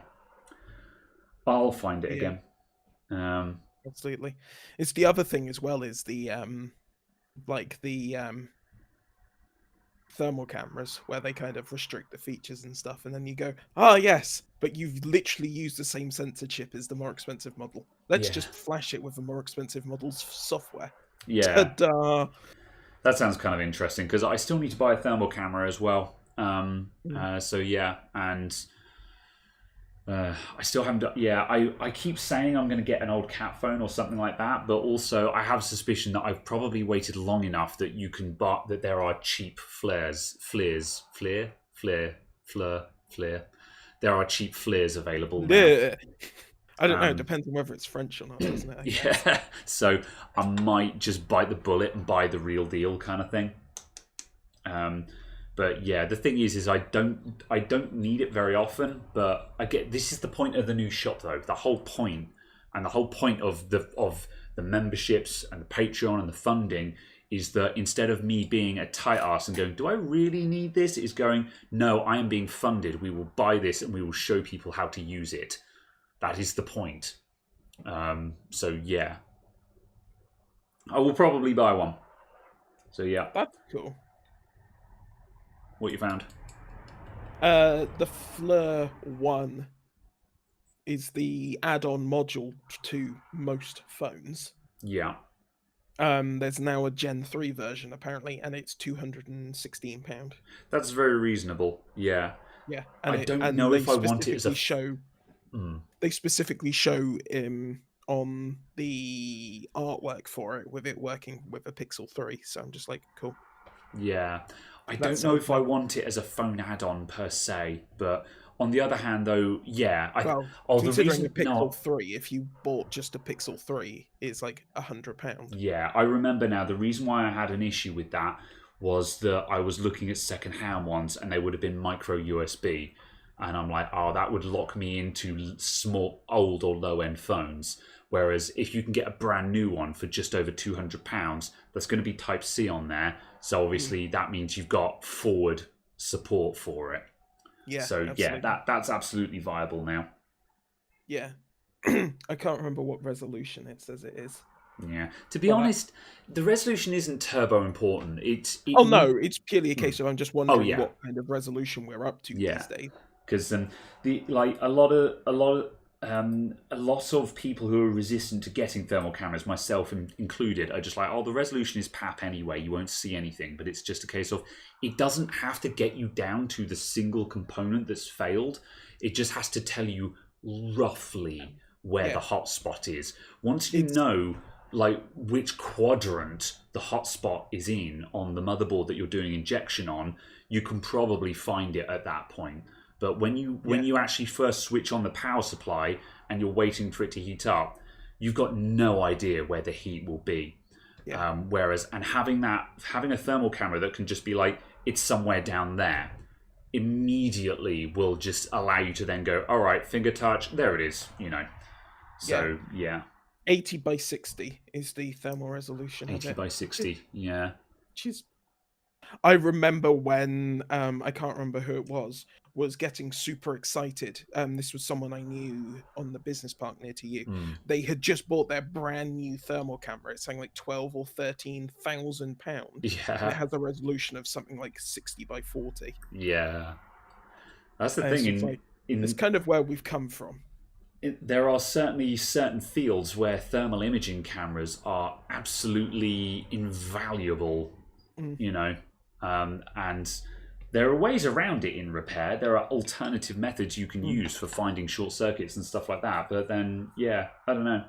It's amazing that they're actually affordable. And by affordable, you know, we're talking about having a thermal imaging solution for, say, £300 with a second-hand Pixel 3 and the FLIR one. Or hell, I could plug that into my actual just main use phone anyway. I would rather have a dedicated phone for it instead of having to get out my personal mobile phone to use it. However, hypothetically, I could buy it for 200 and have thermal imaging in my hand. That's space age. That is. That's futuristic technology. I want that. I have zero use for it, but I want it. Yeah. And also, especially the fact that it effectively counts as thermal night sight. Yeah. Sure. You literally slap that on your phone, you stick it on your phone, and you walk outside with it. You can see in the dark. And then you tape that onto your airsoft gun and you go to a night fight, you know. That wasn't what that. Yes, that was where I was going, but yes, no, I thought so. Specifically verbalize it. Michael Pilgard, thank you very much for joining as a member. Welcome on in, much appreciated. Let's see. SKM, I got one with 32 by 32, very usable for repair, and just 130 USD camera. That's interesting. Yeah, fair enough. So yeah, I mean, again, it's just got to tell you roughly where it is to get in there. Yeah. Let me see. What webcams are we both using on this broadcast? I am on my Logitech Brio, which is the main desk cam that I use. And Caradog, are you on your Logitech? What are you on today? No, I'm using a Pixel 3. You're on your Pixel 3, yeah. Yeah. And the actual stream is being horrifically compressed by Discord. Yes, Discord mangles the picture, which is why Caradog looks terrible and I look passable. So yes, that was Caradog saying, this looks a lot better on my preview than what you guys see.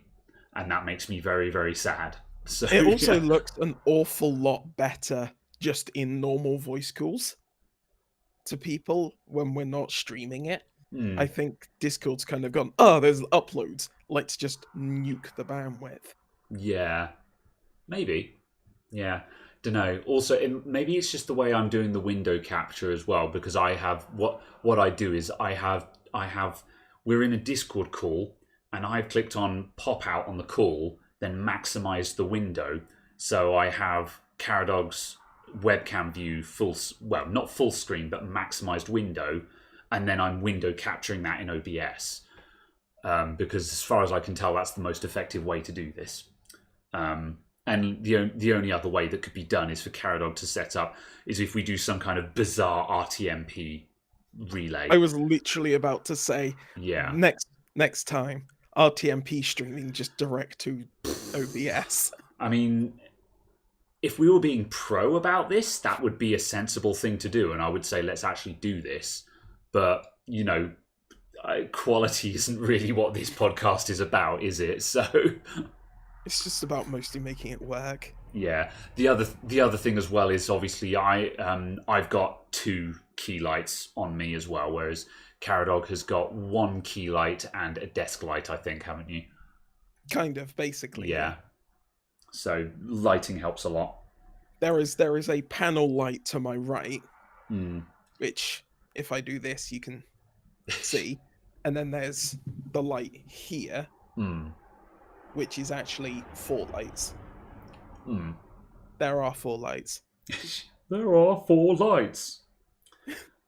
Let's see. Get a macro lens for the Seeks. DeWalt phone for thermal is the cheap way to go. Yeah. Or the cat phone. Yeah. DeWalt. They make a phone? Apparently. Or unless the cat is what Sean Modo was thinking of. I hadn't heard that DeWalt had made one. It wouldn't surprise me. Like, I can't be bothered to Google that, but it wouldn't surprise me. Like, because Cat made one, and it would just be the thing to do for a load of other tool manufacturers to be like, hey, that's a good idea. Let's make a phone for builders.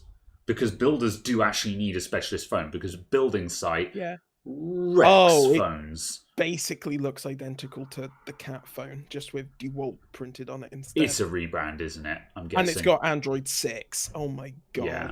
Come on, people. Yeah. However, all it's got to do is survive a building site because, building sites destroy phones. Absolutely. But if you're using it for anything, it's a old version of Android.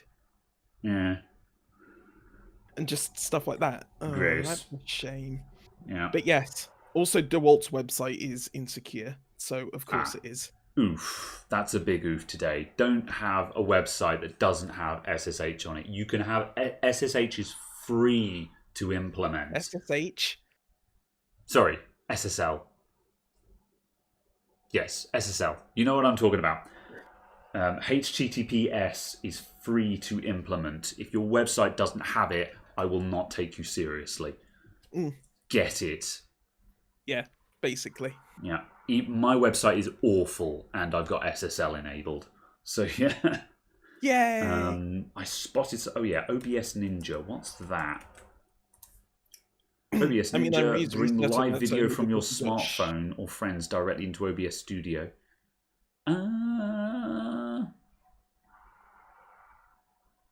Oh, interesting.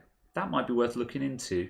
I need to see exactly how to bring remote videos into OBS. That sounds exactly like what we're looking for. I'll leave that tab open and check into it and see what we can do with that. Because as I say, if it's a simple solution, because also Discord is a little bit janky anyway. But yeah, if that might be a good idea. I'll check into that. Thanks for the tip. Physically, how far apart are we? 15 miles? 26 miles door to door. 26? Is it that far? 26 miles door to door. Wow. I thought it was closer than that. Oh, no, it's 15 down to the midpoint, isn't it? Yeah. Well, not quite midpoint because it's 15 miles. Well, the town that's roughly halfway between us, but not actually. Anyway. Shut up. Sorry, it may have been Cat. Well, apparently DeWalt make one as well. Let's see. John Meeks. Graham, I'm new here. I've got a question for you. I've been having a problem with 10 in File Explorer. Every time I do a Windows update, I usually lose my Explorer. Do a build update. Use the Windows Media Creator tool to download the latest version of Windows onto a flash drive. Then run setup.exe off of that flash drive. This will do an inline update that installs the latest build of Windows on top of your existing install. It preserves data, it preserves your apps so you don't lose any of that, and it will fix lots of minor gremlins in Windows. That's what I would do for that and go from there. The 1050 Ti is back. Now we've just got to wait for the PCI cards. Oh no. Surely it'd be AGP next. Well, ironically, PCI lasted longer than AGP did. So, yeah. Let's see. OBS Ninja is what Barnacules is using. Okay, interesting. Or use the Update Assistant. I don't like the Windows Update Assistant. It seems to take a very long time to do anything. Whereas making up a Windows 10 flash drive and just running setup.exe off of it seems to do exactly the same thing in half the time, in my experience. However, do whatever works. You know, if time is not a factor, it doesn't matter how long it takes as long as it fixes the problem. Yeah. So, yeah. Let's see. You got a question about blue screen ntfs.sys. That sounds like a failing hard drive, my dude. Failing hard drive or a failing SSD. Because ntfs.sys is the file system driver. If you've got problems with your file system, the drive is probably failing. That would be my guess. Let's see. Got an RX 580. It's old, but at least it's working. Hey, the RX 580 and the RX 570, they've done fairly well for themselves. You know, both of those cards are punching around the 1060, the 1060 area, and the 1060 is still doing well. I've got a couple of friends, and my girlfriend has a 1060 in her computer, and so far it still runs everything she throws at it. I mean, she's only 1080p gaming, It will probably be struggling if you were trying to 1440p. However, for 1080p gaming, yeah, those cards are still doing just fine.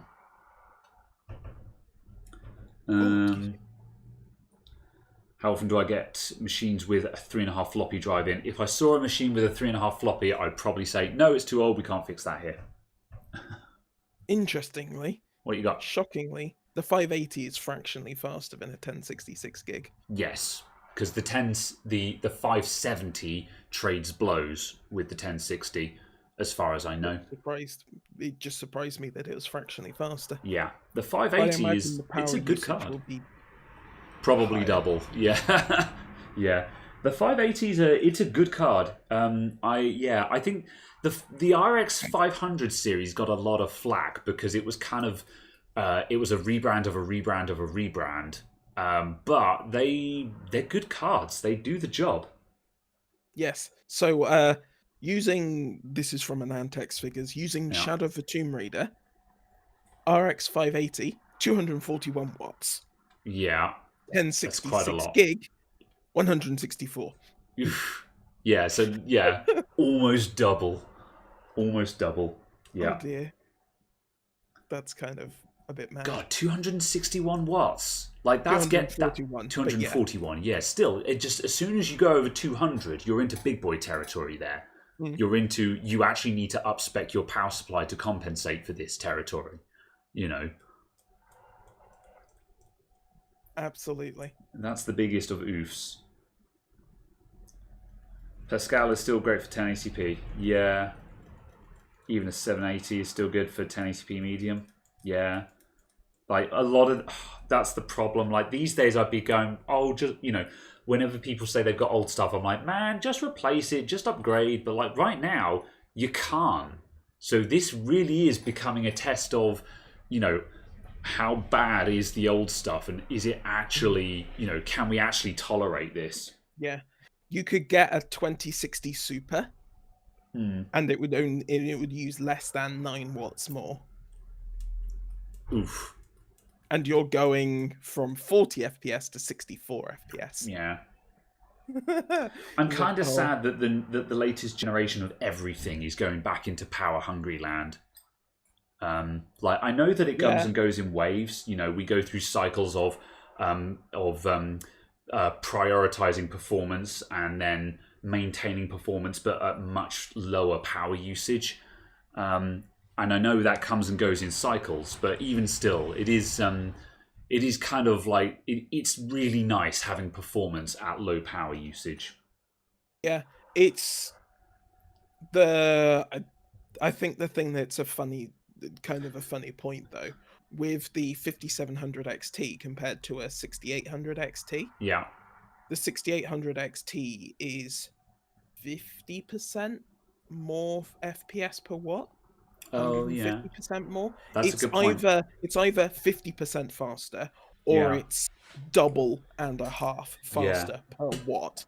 So it's like the actual raw frame rate efficiency has gone up massively. Just because it's using more power overall doesn't make it less efficient. Yeah, it's actually more efficient because of how big the performance gain is. Yeah, so it's just that's a fair play. Damn.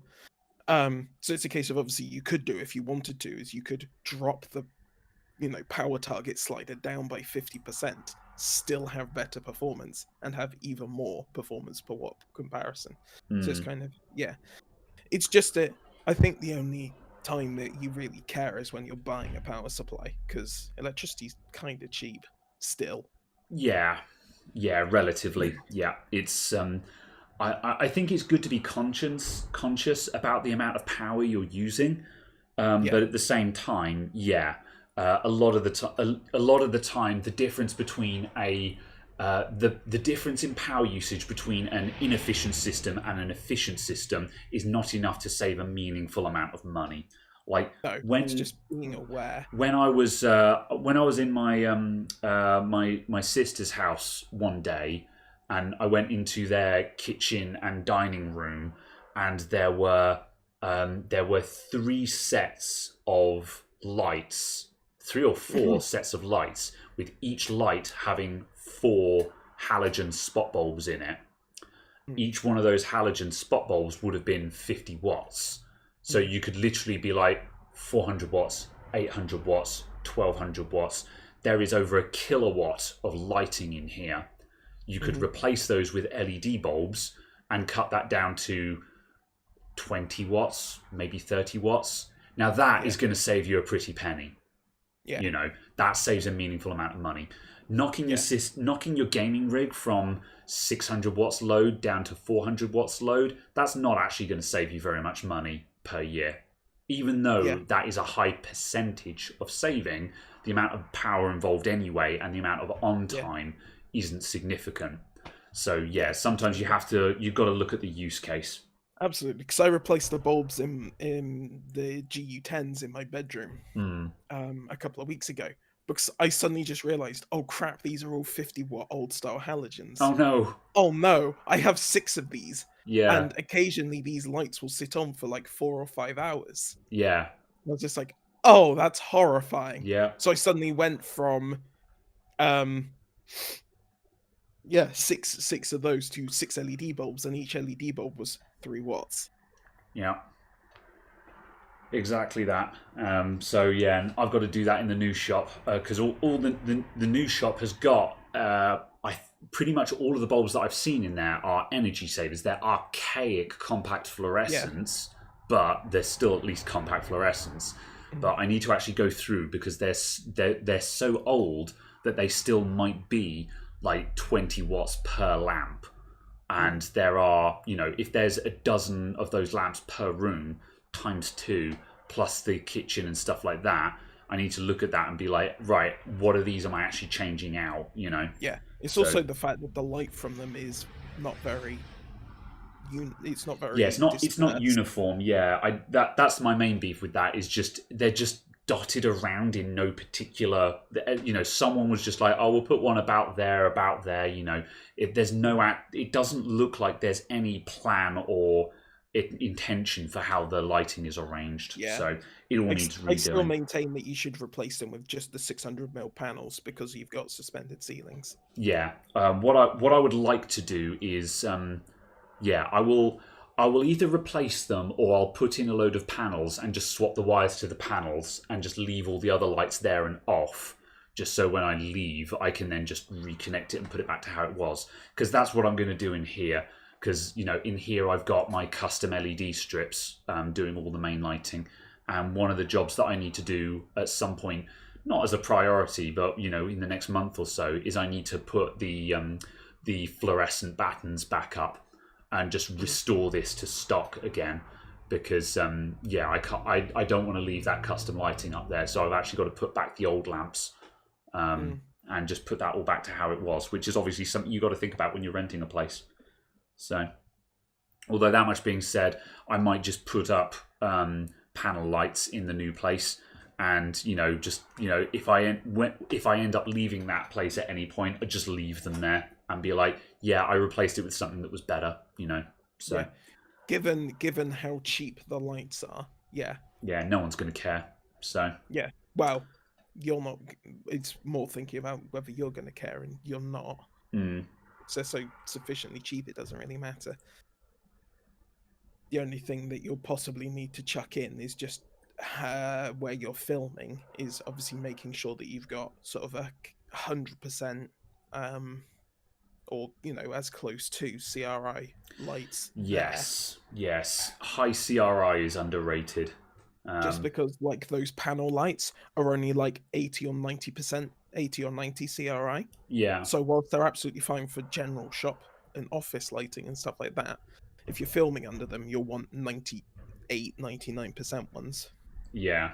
I'd go for greater than 95, to be honest, because Yeah, I would imagine that when you get up to the top of the scale, the price is probably going to go whoop to get those Well, last couple I of was thinking percent. more But like the LED tapes. Just, like the LED yeah, tape you've got. yeah, Isn't the that LED tape I've 98%? got, yeah, that's 95%. Oh, is it? Oh, Greater okay. than 95%. Yeah, and as Oh, I I say, see. I thought it they was look rated visibly better. 98. The weak point is the LED batten above me, which is Yeah. probably I don't want to know what the CRI is on that. It's awful, whatever it is. Yes. The CRI is yes. Yeah, it's no. That's the problem, really, It isn't it? renders Yeah, a color. The yeah, color is blue. yeah. Just so people know what I'm talking about. Let's just switch off the key lights for a sec. So as you can see, I look significantly more gross now. So yeah. Have you suddenly fallen ill? Yes, I have a pale pallor about me. So yeah, that's what the key lights do. Where's my coffee? Drunk is the short answer to that. I had one at the start. Looks ill now. Sad face. Let's see. But without incandescent bulbs, what are we going to use for discharging large capacitors? A big screwdriver, like a real man. Our thumbs. Oh no! Yeah, that's the woodcutter's approach, isn't it? Yeah, you're not a real man unless you discharge it with your tongue. Oh Christ! No, we are not going there. I am on tech. Thank you very much for the membership join. Absolutely. Much appreciated. Welcome on in. Let's see. There was a load of chatter about. Okay, yeah, go ahead. Yeah, I have a random, just sort of almost sociological question. Is it weird to people to lick 9-volt batteries to see whether it's completely dead or not? I want to see what the chat says. Sure. Is it weird to do it? See, for me, my response while we wait for the chat for that is, I'd be like, why the hell wouldn't you just use a multimeter like a normal person? However, of course, we have to consider the fact that not everyone just happens to have a multimeter lying around. Lots of people just don't own a multimeter. But then on the other hand, if you're the kind of person that's replacing batteries and that kind of thing, shouldn't you just have a multimeter? But I don't know, what if you're just changing your fire alarm battery or something like that, and you're like, is this thing actually toast or not? But I don't know, in my opinion, every household should have just a multimeter in the drawer somewhere, just for checking batteries and that kind of thing. So yeah.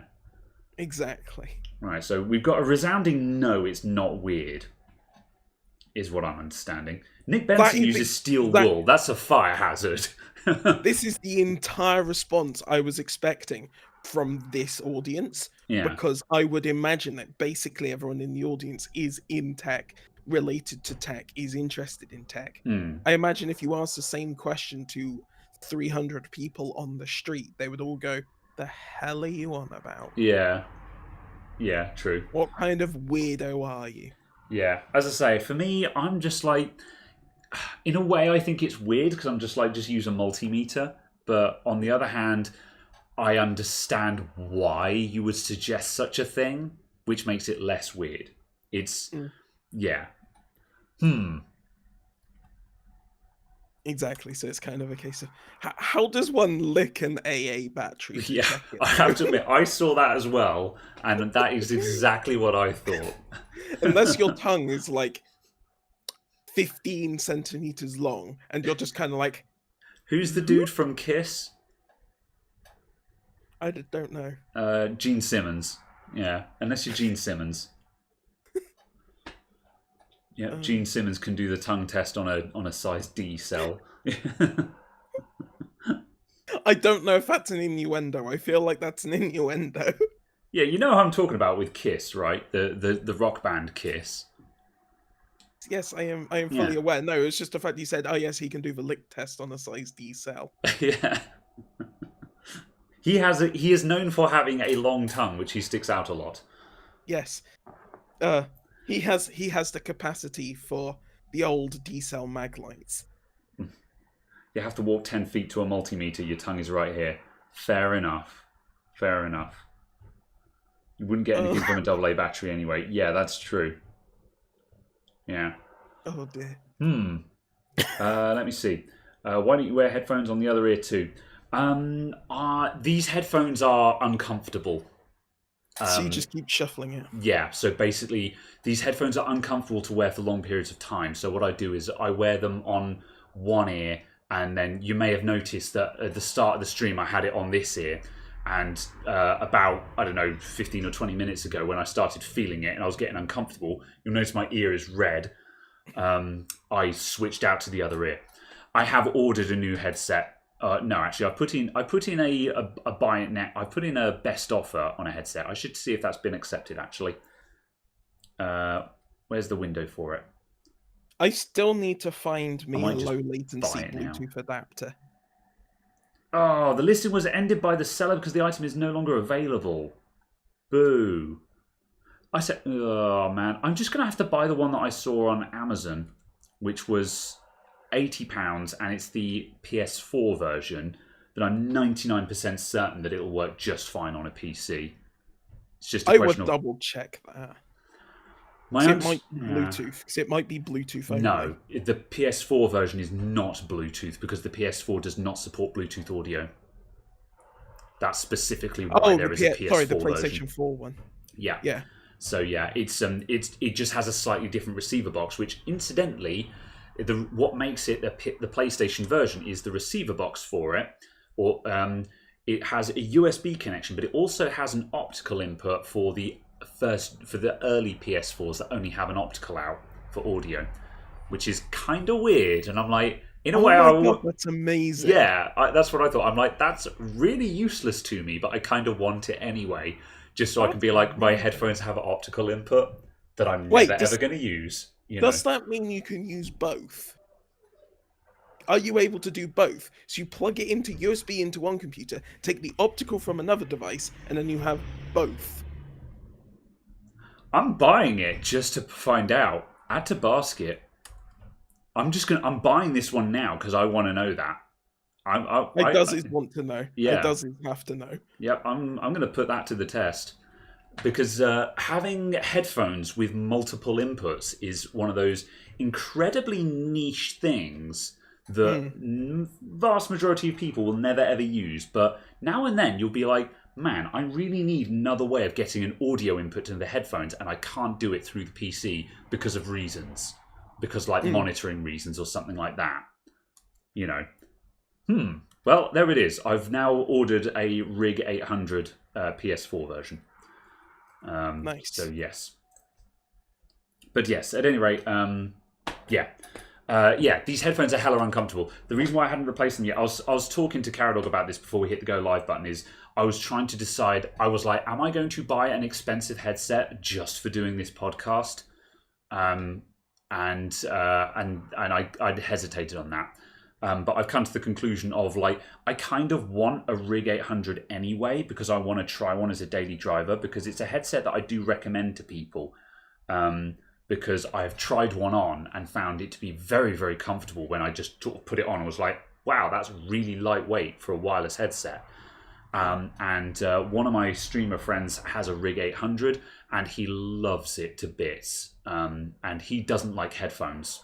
He hates wearing headphones, but he gets on with his Rig 800 really well. So for that reason alone, I'm just going to buy one of these. The other reason why I hesitated as well is that really what I should be doing is sending an email to Rig saying, hey, do you want to send me one for review? And trying to get one for free. But I'm far too lazy to do that, so I'll just buy one. So yeah. I mean, that's true. You should also do that to Logitech for basically all of their stuff. I should. I should send an email to... I tried to do this with Logitech when I met one of their PR people at EGX, but they didn't get back to me. However, I had 5,000 subscribers back then. So yeah, I really should just send an email to Logitech saying, hey, I have 100,000 subscribers, well, nearly, and I exclusively use Logitech cameras right now. What can we do for each other, Yeah, absolutely. So yeah. Let's see. People are saying congratulations. Is that congratulations to me for buying a Rig 800? I'm not sure. I don't know. Let's see. Love the channel, just started watching. Welcome on in, Ado. Ado, sorry. Using your someone else earlier on asked me what phone I have. I have a Huawei P20. Let's see, Sennheiser HD280 Pro with good cardioid mic. Yeah, I like wireless headsets. I hate having wired headphones, so it's Wi-Fi is the way forward for me, or wireless rather. Yes, me on my purchase. Thanks, man. I appreciate it. Oh. Having glasses makes headphones 10 times worse. Yes, I know that feel with the wrong headphones. Again, that's one of the things that these ones do exasperate that a little bit, these headphones, but not terribly. It's definitely why I think I can't go for on-ear headphones, because when these headphones are pinching my ears, they are pinching them against the edge of my glasses. Whereas over-ear headphones, there's enough padding there that that you don't even notice that you've got your glasses on. So yeah, I agree with that. Yeah. I'm just pleased I don't wear glasses for using computer and stuff. Yeah, well, I don't need my glasses for computers because I'm nearsighted. My vision. Well, it's getting worse, to be honest. Actually, no, like. Just looking under my glasses to the laptop screen in front of me, I'm just like, no, I'd like to have my glasses back on again. Yeah, my vision's deteriorating. So yeah, no. You're getting old, damn it. Well, yeah, I guess, but nah. How many subs for the silver play button? I think we're on 95,000 at the moment, so probably about 5,000 to go. I haven't looked at the estimates in a while. It's probably I reckon it's another month for 100k, but I'm not in a hurry for it because I want the shop to be ready for the 100k special. So I'm not. There have been other milestones where I'm just like, come on, nearly there. But this one, I'm like, oh, come on, just I don't mind this taking slightly longer because I'm getting something ready for it. So yeah. Let's see.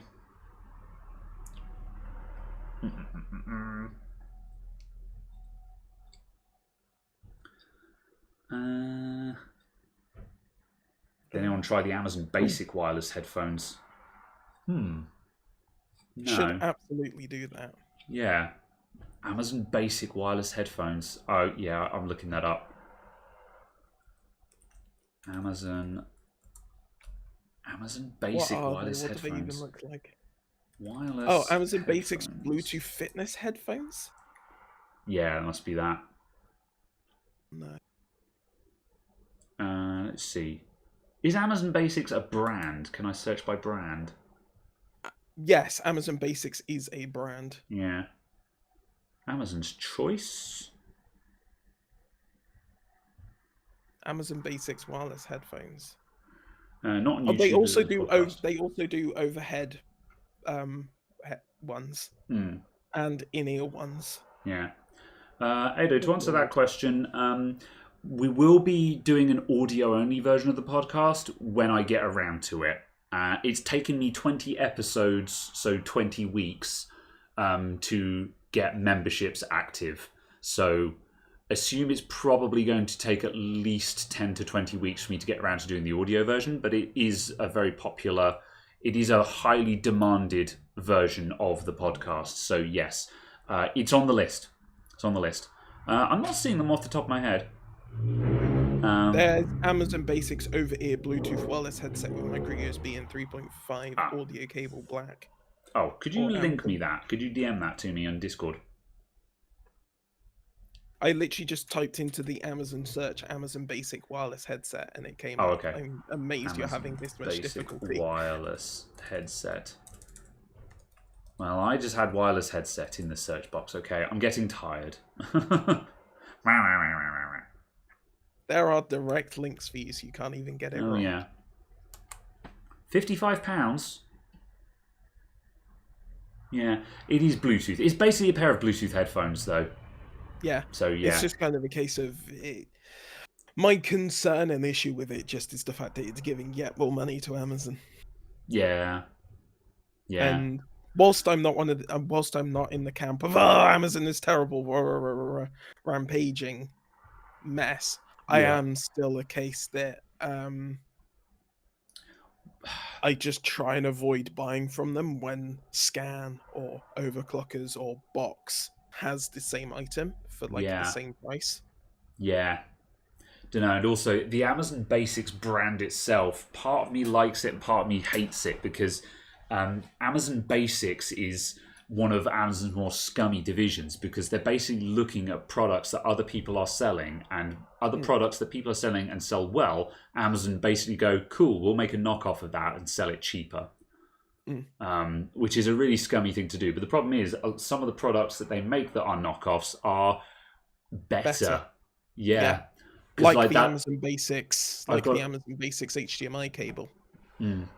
Yeah. I've got an Amazon Basics USB cable on the camera, and the heater is an Amazon Basics heater. And I looked at all the heaters, and it had the best feature set, price, and profile. It was, all the others, I was like, that'll probably do the job. And then I saw the Amazon Basics one, and I'm like, assuming that is on the assumption that it doesn't catch fire, which so far it hasn't. That is actually the one that I'm opting for. So I don't know. I don't know if I'd use it for audio stuff though, where like sort of quality actually matters. Yeah, I did just buy one of these from B&Q for like a £5. It's a case of it's a £5. Yeah, sure. For £5, who cares? Yeah. Sean Modo asks, what happened to my Voids? Those are for home. I do have a Corsair Void wireless headset, and I still use it, still love it. However, that's my headset at home, which is the other reason why I was paying to buy an expensive headset, because I'm like, I already have a half-decent headset. I'm just too lazy to bring it into the shop on Saturdays. I don't like sharing equipment between at home and the shop. If I buy something for home, that's for home. If I buy something for the shop, that's for the shop. So yeah. But yes, I do still have the Voids. I still like them. Again, that's still my recommended headset. I usually say to people, either when someone's asking for a headset, I usually say Corsair Void or Rig 800. That's usually what I opt for. Yeah. So it'd be good to, leverage the 1,000 subscribers to pick up a bunch of other like gaming headsets and stuff and just kind of see, are these any good? Yeah, potentially. Yeah, maybe do some polls or something, and just like if we've got a bunch, like do some snapshot polls to go, what headset have you got, and on a scale of 1 to 10, how satisfied are you with it? And just from those two questions alone, you'd probably be able to pull up some numbers for popular headsets and the satisfaction rating of them. Because like there's going to be some headsets that are popular, but there might be some that are popular, but a lot of people are going, well, lots of people have got this, but all of them agree that it's actually a bit meh. So just because it's popular doesn't mean it's good, Right. David Starbuck, thank you very much for the join. The membership join. Much appreciated. One of us. Yeah. One of us. We are past the 2-hour marker now. The past 20 minutes have suddenly blinked by. I noticed we were coming up to 2 hours, and I was like, okay, I think we're going to start wrapping up soon. And then we just went onto a tangent about a couple of things, and now it's 20 past 2 hours. So do you know what we absolutely should do? What? Is say about the junk versus useful ratio, which was the entire title of the show. Oh yeah. That was. I forgot to talk about that. That was I put that in because it was a point of interest, because where I'm emptying out the shop at the moment, basically when I put a title on the show, it's basically just something that whatever I'm considering on that day. And today I'm considering the junk versus useful ratio of the stuff in the shop, because if you're moving house, moving flat, moving shop or whatever, when you start moving everything out, that's the point where you truly start realizing how much of your stuff that you own is junk and how much of it do you actually need. Because obviously at the moment I'm only moving stuff that I don't need to do critical operations day to day. And like I've moved out a large volume of stuff now, and it has had basically no impact on repairs. So it's just one of those interesting one of So those you're going to interesting get thoughts. rid of all of the stuff you've currently moved down then? No, because a lot of it is stuff that is not critical for current repairs, but is still like there's the demo PC and all of the review stuff and that kind of thing. So, but yeah, Absolutely. Yeah. I know. I did that with the office, 'cause we moved part of the office around and redecorated it. And most of the stuff came back in, and now I've just created a pile on the floor of rubbish, basically. yeah, And I'm just like, this is going to sit here for 2 months, and if I ever dig anything out of here that I need, fine. yeah. But all of it's going at the end of 2 months. If it's still there after 2 months, it goes in the bin. Yeah. It's all getting shipped out. It's all gone. Yeah. And it's just like, there's just so much stuff, and I'm like, I found 3 shrink wrapped boxes of floppy disks. Oh no. Shrink wrapped. Yeah. Oh, I moved blank DVDs and blank CDs last night, like cake box spools of them, and I'm just like, am I keeping these? I would do. Yeah. I would do, because to me, I would still have a DVD of the Windows installer for Windows 10 and just stuff like that. Yeah. Just because there are odd situations where stuff goes no to working with USB. And like there are just certain circumstances where someone's going to say, oh, can you put my pictures on a DVD or something like that? Yeah. And you're I be think like, sure, drag, drop, finalize. that's why I've kept it for this long. So yeah. Yeah. All right. Just quickly whizzing through. Sorry, I was just going to Yeah. say I should absolutely sell those floppy disks in the retro community for, £10 a box, £50 a box, I don't know. On the condition that Katrina can't buy them, because they almost certainly don't need them. They've probably got too many as it is. They're not interested. They're only the 3.5-inch ones. They really want the 8-inch ones. Oh yeah, that's modern tech, isn't it? 3.5-inch. Yeah. Let's see. Seen the new shop vlog has no views yet. Yeah, that's just where it's just been posted up. It got posted to Patreon a couple of about a week ago or so, but there will be another shop vlog this weekend, possibly on Monday, because I've done a load of stuff, and I've been doing more bits of filming and more updates during the week, and I'm going to compile it all together into a bit of a montage of the past week kind of thing, and that should get posted on Monday-ish. So yeah. Then also Daniel's Game Vault asked, why don't I stream from home? Mainly just because the shop, I've got a better lighting and setup for it. I've got a basic setup at home because I do my game streams, but also my girlfriend is at home, and if I'm streaming from home, then she basically has to just shut up for a couple of hours and stuff like that. Whereas in the shop, I could be as loud and noisy as I want. And also, I'm working here until 3 p.m. on Saturdays anyway. So, it just means I'm in the shop for a bit longer before I go home. So it just works out better. And the plan was, before everything happened, it was going to be happening from the shop with the two of us. It will be the two of us behind the counter, yeah. And one day perhaps it will be again, yeah. And also it's familiar surroundings as well. Like, I mean, obviously where we're doing the remote call, there's less of the scenery, but the idea is it's the same counter and scenery that you're familiar with from the videos. So it's all about scenery consistency and stuff like that as well. So, right. And I think the last one, what software did I use to build my webpage? It's custom. I think it's mostly just raw HTML and CSS now with a little bit of PHP mixed into it. I've been simplifying that website every time I update it. However, it needs to be completely replaced with something entirely new. Clearly what you need to do is you need to get a sponsor spot from Squarespace. And the advertising video you can do is you replacing your website with one on the Squarespace template. Sure thing. And behind the scenes, I would say to Squarespace, the conditions for me doing this is that you build it for me in Squarespace.